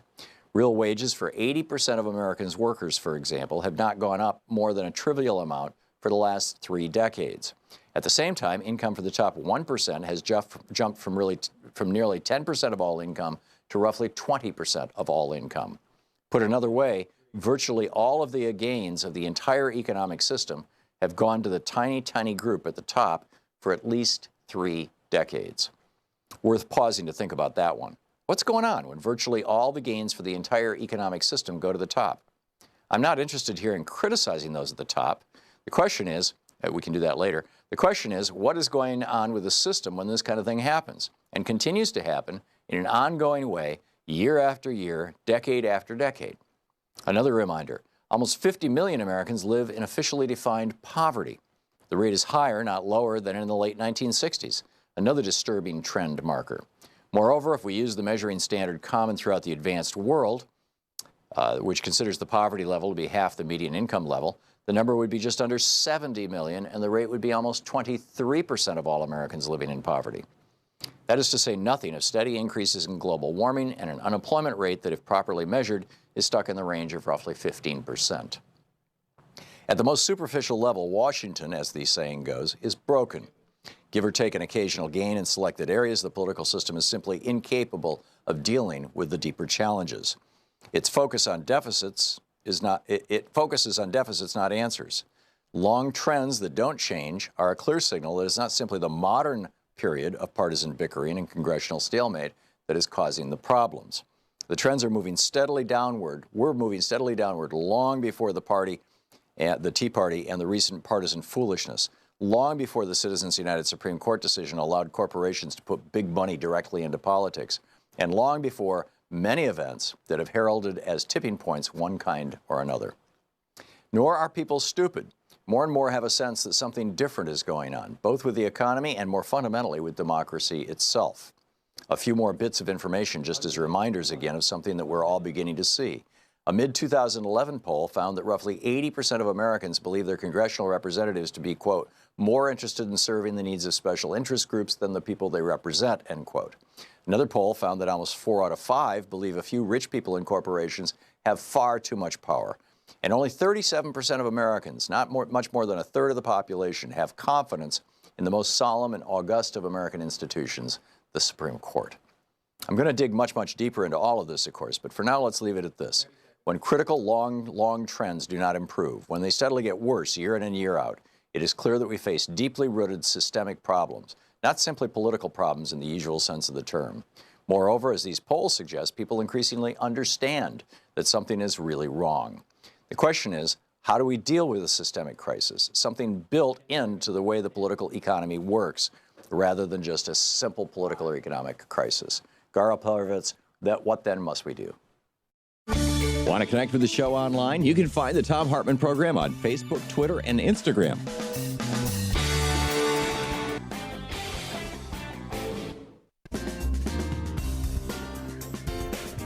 Welcome back. Thom Hartmann here with you. Oh, my goodness. I did the asbestos story just a minute ago, and I'm just looking at my Twitter feed here, sort of tongue-in-cheek, or maybe not. Carol Rosinski tweets, Tom, I knew about the asbestos. Guess where they'll use it? Inner city schools, prisons. That's my take on it anyway. This is just so wrong. But then Izzy Chubb had tweeted 2 minutes before Carol, can't get in, but don't forget, I'm assuming meant trying to call in, but don't forget this. This is the Washington Post. Trump branded asbestos. This is breathtaking. What's the date on this? Is from July 11th. Quote, approved by Donald Trump, asbestos sold by Russian company is branded with the president's face. A Russian asbestos company that operates a giant mine in the Ural Mountains is marketing its wares with President Trump's image, according to photos it posted on social media, citing former EPA Administrator Scott Pruitt, as well as Trump's outspoken support for the carcinogen. The seal reads, approved by Donald Trump, 45th President of the United States, according to a translation from the Environmental Working Group. That's mind-boggling. I had no idea. That is mind-boggling. Meanwhile, speaking of asbestos, the U.S. Public Interest Research Group, U.S. PIRG, has just issued their safe shopping guide for back-to-school supplies. Their website, pirg.org. Here's the list that they've got. They say, our test and investigation found the following: asbestos in play school crayons sold at Dollar Tree, lead in recently recalled children's water bottles, base brand Children's Reduced Hydro Pro Furry Friends water bottle, one sold by Costco. There's those furries. There was apparently a furry in our picture from Portland. One sold by Costco, and GSI Outdoors children water bottle, one sold by LL Bean. These have been recalled. The Consumer Product Safety Commission recalled both of these items. Phthalates, P-H-T-H-A-L-A-T-E-S, it's pronounced phthalates, in Jot brand blue 3-ring binder. High levels of phthalates can cause birth defects, hyperactivity, and reproductive problems. And benzene in Bored Dudes brand markers. Benzene is a known carcinogen linked to leukemia and disruptions in sexual reproduction and live kidney and immune system functions. And speaking of phthalates and things like phthalates, this is just another amazing story about, how we take drugs and they don't get entirely metabolized by our bodies. Some portion of the drugs that we take gets passed through into our urine and into our toilets, which end up in our rivers, and our water treatment plants don't extract all this stuff successfully. And this is a piece from the Washington Post from the 7th of August. Female starlings are birds, on Prozac are getting rejected and ignored by male birds. Why? Antonio Farzan writing, it's been well documented that a decreased sex drive can be one of the side effects of antidepressants like Prozac. This research was done by Catherine Arnold at the University of York and describes it as, quote, the first evidence that low concentrations of an antidepressant can disrupt the courtship of songbirds. And it's particularly problematic because birds that are slow to mate may not get a chance to breed. And so, what they're finding is that these birds that are drinking the same water that you and I are drinking may be having their entire reproductive cycle disrupted by the very drugs that we're taking and then we're hitting the birds with. It's mind-boggling. Anyhow, back to your calls. Mike in St. Louis Park, Minnesota, listening on AM 950. Hey, Mike, what's up? Mike? No Mike. Okay. Mike, call back. You got to listen to your phone, not your radio. Chris in Falls Church, Virginia. Hey, Chris, what's on your mind today? Chris has the same problem. Okay. Let's try John in Morris, Illinois. Hey, John. Thanks for listening to WCPT. What's on your mind today? What is happening today? It's like, look up the word collusion. Look up the word stage managed. Look up the word stigmatism. And you'll find the Koch brothers in all three of those definitions. See, they're writing that the Koch brothers and Trump are at odds with each other. That's phony. That's phony because they're not in odds with them. The Republicans are not afraid of Trump. They're afraid of losing that money that the Koch brothers are sending them. It certainly seems to be the case. That's why they're all denying climate change. Yes, that's true. That's true. When you deny climate change, you're just closing your eyes. Yep. Amen. The Republicans are afraid of losing Coke money. Yeah. That is, the flow of Coke money is what backs the Republicans and of course, Rupert Murdoch and Fox News. Yep. Totally agree. And John, excellent point. You're getting redundant here. You're starting to repeat yourself, but I completely agree with you. Steve in McLean, Virginia. Hey, Steve, what's on your mind today? Hey, I just want to give you a quick one because you mentioned about the asbestos. Yeah.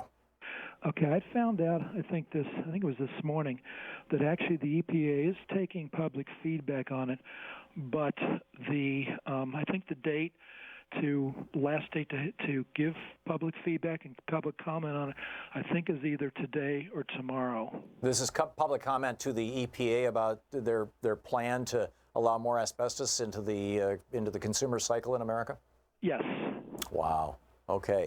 So what do? You go to the EPA's website? Yeah, that's what I did.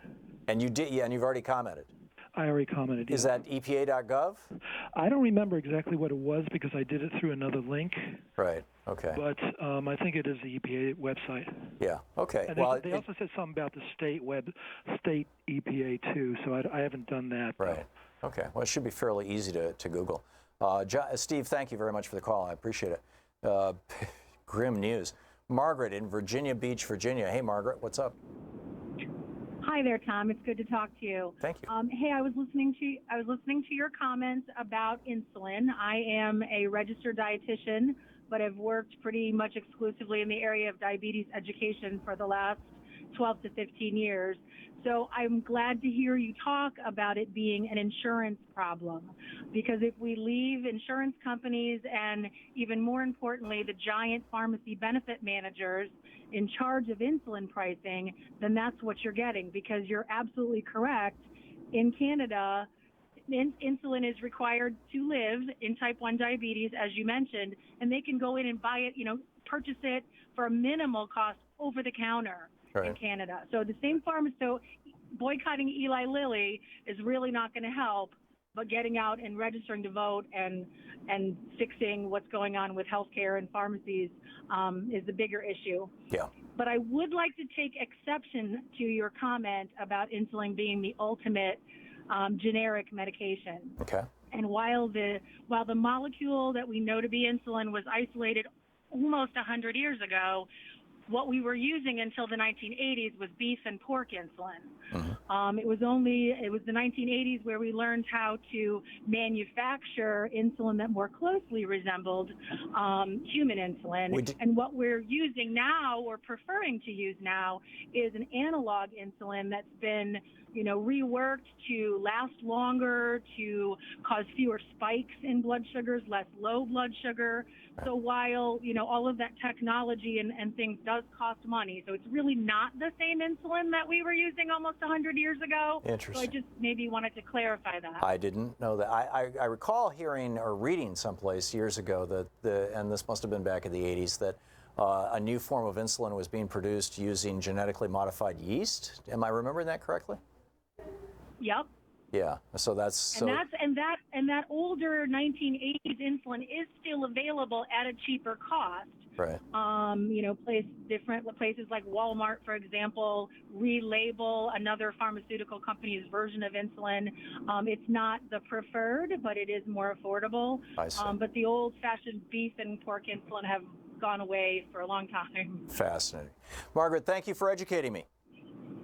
You're very welcome. I appreciate it. And thanks for listening to Sirius XM. That's fascinating.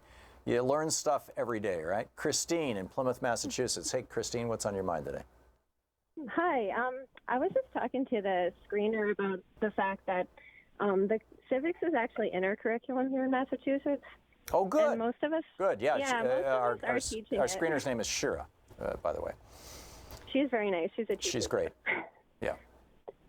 Although sometimes you'll get Louise too. Louise was filling in yesterday and the day before, but yeah, it's sure. So you were saying, because I've been saying, we need to go back to teaching civics because you've got this abysmal ignorance where these right wingers tweeting about how Facebook is a public company because they're publicly traded. Wait a minute, public and private is what we use to describe government versus free enterprise, as it were, Right. And you're saying that you actually teach civics to fifth graders.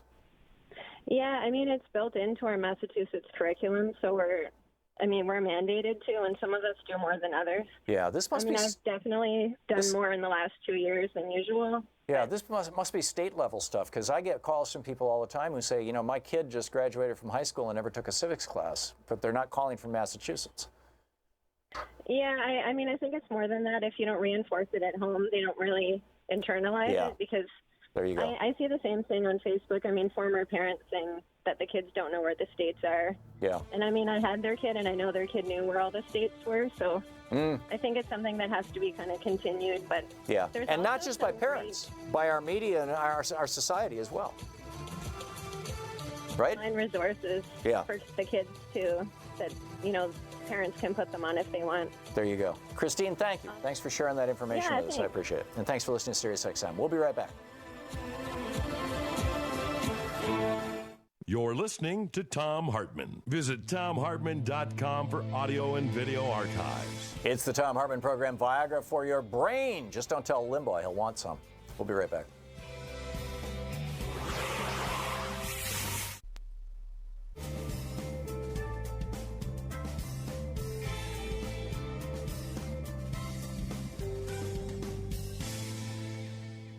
And welcome back. Les, watching us on Free Speech TV. Hey, Les, what's on your mind today? Les? We're having an epidemic. It's like people... Okay, here's how it works. The signal comes from us. Well, first of all, there's a 9-second obscenity delay, so if somebody swears, we can beep it. Then the signal comes from us, and it goes to Denver, where it gets processed and all that kind of stuff. And then it goes up to the satellites, and then it comes to your TV, to your house, and then it comes down to your TV, and all that can take, as much as 30, 40, 50 seconds. In most cases, is 10 or 20 seconds, but there's a delay there between, what we're talking about and what you're hearing. So, if you call in, listen on your phone. Don't, turn the volume down on your TV. Don't be listening to the TV, because there'll be a delay. Daniel in Socorro, New Mexico. Oh, Daniel, you're listening on Sirius. Sirius is in a commercial break. Let me pick you up right after this, okay? Michael in north of Seattle, Washington. Watch us on YouTube. Hey, Michael, what's on your mind today? Thom Hartmann, I used to call you 20 years ago. Oh, my goodness. I've only been on the air 15 years. But anyhow, the story I want to tell you has a bad guy. Okay. The bad is the Great Pacific Ocean Garbage Patch. Oh, yeah. And if you could... They call it the Gyre, right? G-Y-R-E?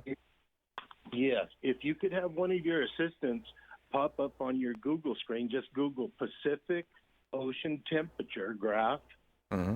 And then, okay, so what we want to talk about is the temperatures in the ocean caused by ocean acidification. Well, they're not caused by that. There's a correlation. The ocean acidification is going up because there's more carbon dioxide in the atmosphere. It's being absorbed by the ocean. And carbon dioxide, forms carbonic acid, which is a very, very acidic acid.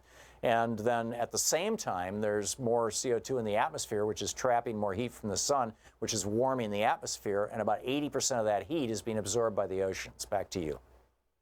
But ocean acidification warms the ocean, correct? No, it doesn't.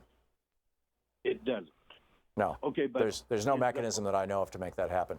There are two phenomena that are both associated with excess carbon dioxide in the atmosphere, and they're both killing the ocean. And that's where your confusion is coming from. Well, let's talk about the purple spots on the Pacific Ocean temperature graph. Okay. Okay. Kim Jong-un sprayed radiation all over the North Pacific Ocean 1 year ago on September 3rd. How do you know that? It's all over the internet. Well, that doesn't make it true. I have a hard time with this here, Michael. Well, this is the hypothesis.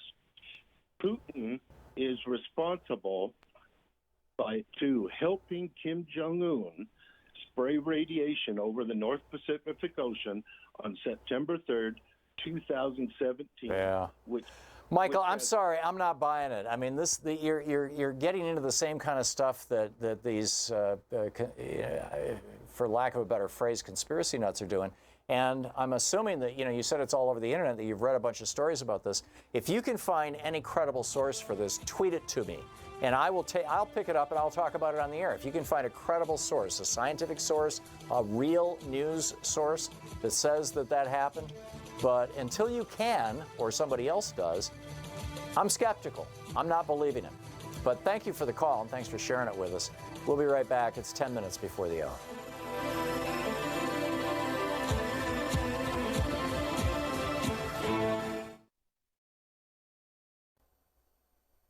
Oh, hi. I was just meditating, listening to the sounds of the ocean from this app, from my brainwaves that are being detected by the Muse headband. To find out more about it, check out choosemuse.com, code TOM. Thom Hartmann Program is brought to you in part by Super Beats. More information is available over at tomsbeets.com, THOMSBEETS.com, or by calling 800-568-9889. The new X chair, it's the X3, is just such a big upgrade from even the old X chair, which I think was one of the very best chairs, if not the best chair, office chair on the market. Check it out at xchairtom, T-H-O-M, xchairtom.com. Cameron Hughes travels the world looking for the finest wines and then bottles them in this lot way so that you can save an enormous amount of money. Last night, Louise and I had the 2015 Cabernet Sauvignon from Napa Valley. It was extraordinary. You can learn more at chwine.com/Tom. Want to connect with the show online? You can find the Thom Hartmann Program on Facebook, Twitter, and Instagram.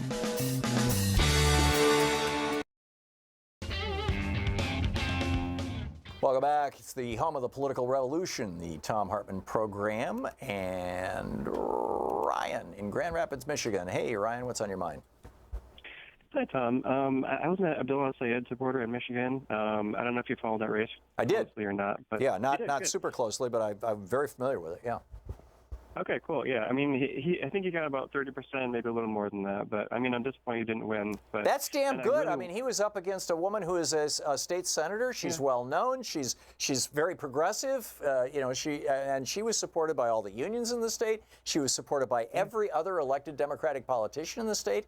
And Mr. al-Sayed was basically supported by Alexandria Ocasio-Cortez and Bernie Sanders. I mean, the fact that she got 30% of the vote is mind-boggling. And the fact that we still have a good progressive who's running for governor of Michigan is encouraging, if I may say, Ryan.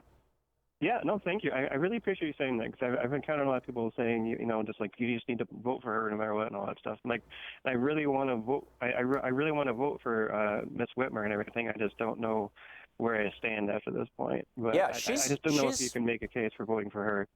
Ms. Whitmer is solid on virtually every issue. She wants to raise the minimum wage to $15. She wants to do away with right to work for less laws. I mean, she's progressive, and she's proud of her progressive positions. She wasn't willing to say that Michigan should do single-payer health care. In Michigan, that may be a position that'll help win elections. And if saying that gets you elected, if the people of Michigan are sufficiently uninformed that they don't really know what single-payer health care is, if the state's not yet ready for that discussion, then, don't introduce it. Wait, start educating people. But if she becomes governor of the state, that education opportunity is going to be substantial.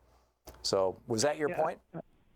Yeah, I definitely agree. And I was just kind of wondering to hear your viewpoint on the race, and I really appreciate you giving it to me. Sure, you're welcome. I'd be more than willing to do some education about single payer for her, as long as maybe the two campaigns can work together. Well, I'm sure she knows all about it. I don't think she's the one who needs to be educated. It's the voters of Michigan. I mean, because they're apparently not ready for it. She's a smart politician, and she would, if she's not advocating it, it's not because she doesn't think it's good policy. It's because she doesn't think she'll get elected that way. And I understand that. Yep. I think we all need to understand that. And it's great that instead of having, a quote mainstream Democrat versus the Green Party, that we've got this diversity inside the Democratic Party now. Because the Green Party's just been devastated by Jill Stein, and it's a shell of what it once was, and it's great to see the Democratic Party stepping up to the base. Ryan, thank you for the call. It's great to hear from you. Victor in Chicago. Hey, Victor, what's on your mind? Thanks for listening to Sirius XM. You want to talk about asbestos? Yeah, there was a blurb about when Trump first started this 2 months ago. there's an audio tape of him. He's in one of his rallies. One of his rants was, and to paraphrase it pretty much, he said, I used to build buildings and I used to use best insulation that anybody could ever have. But then with all this EPA stuff now, I don't know what they're talking about. It was the best, and it should be used again. And I mean, he's in this long speech about it. That's it. Yeah, this guy's This guy's ignorance is breathtaking, Victor. I haven't called in 10 years or a little bit longer, but I used to listen to you and God rest his soul, Ed Schultz. Yeah. Two great patriots. And I think you guys were very instrumental in getting Obama elected, so keep up the great work. Thank you, Victor. I enjoy XM, and a plug for XM Satellite. It keeps me going down the road safe. Yeah, I love SiriusXM. Thank you, Victor. Thank you very much. It's great to hear from you. John in Bellevue, Michigan. Hey, John, what's on your mind today? Hey, how you doing, Tom? Great. I think the Koch brothers are a little disappointed today. Gas went from $2.76 to $3.07 today. Oh, well, the Koch brothers would be happy about that. They run refineries. That means their profits went up. Sure, but everybody else follows them. They're the leaders of the price jacks. Interesting. And also, I wanted to say another thing about the asbestos. When I got out of high school in 1967, for $1 an hour, I was beating the heck out of them old octopus furnaces in the basement that had the big heat runs wrapped in asbestos. Yeah. And I've been blessed in my life not to get tangled up in that stuff. Yeah, amen. We lived in a house that had that one time too, and it's just not a good thing. John, thanks for the call. In fact, the house was in Michigan. Pardon? I do 2 of them a day. Wow. Well, I'm glad you're still around, John, and to stay healthy and avoid cigarettes, please. Good talking to you. Daniel in Socorro, New Mexico. Hey, Daniel. Thanks for listening to SiriusXM. What's up? Oh, Daniel, I'm sorry. We just hit the end of the show. Call back tomorrow. My apologies, Daniel. I was not watching the clock, but I look forward to talking to you tomorrow. The show's over now, or will be in 20 seconds. Thanks so much for being with us today. It's been a fascinating day. I'm sure there's another one up for us tomorrow, so please join us, same place, same bat channel. And in the meantime, don't forget, democracy is not a spectator sport. It takes all of us, and that includes you. And there's a lot of great things that you can do to help advance democracy, a lot of great groups to join, and of course, get inside the Democratic Party. We need to make this party a real voice for the people, like it largely is. So get out there, get active, tag, you're it. We'll see you tomorrow. You've been listening to Thom Hartmann. For audio and video archives, visit thomhartmann.com.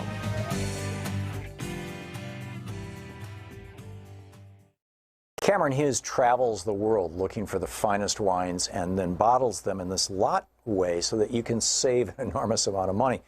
Last night, Louise and I had the 2015 Cabernet Sauvignon from Napa Valley. It was extraordinary. You can learn more at chwine.com/Tom. The new X chair, it's the X3, is just such a big upgrade from even the old X chair, which I think was one of the very best chairs, if not the best chair, office chair on the market. Check it out at xchairtom, T-H-O-M, xchairtom.com. Thom Hartmann Program is brought to you in part by Super Beats. More information is available over at tomsbeets.com, THOMSBEETS.com, or by calling 800-568-9889. Oh, hi. I was just meditating, listening to the sounds of the ocean from this app, from my brainwaves that are being detected by the Muse headband. To find out more about it, check out choosemuse.com, code TOM.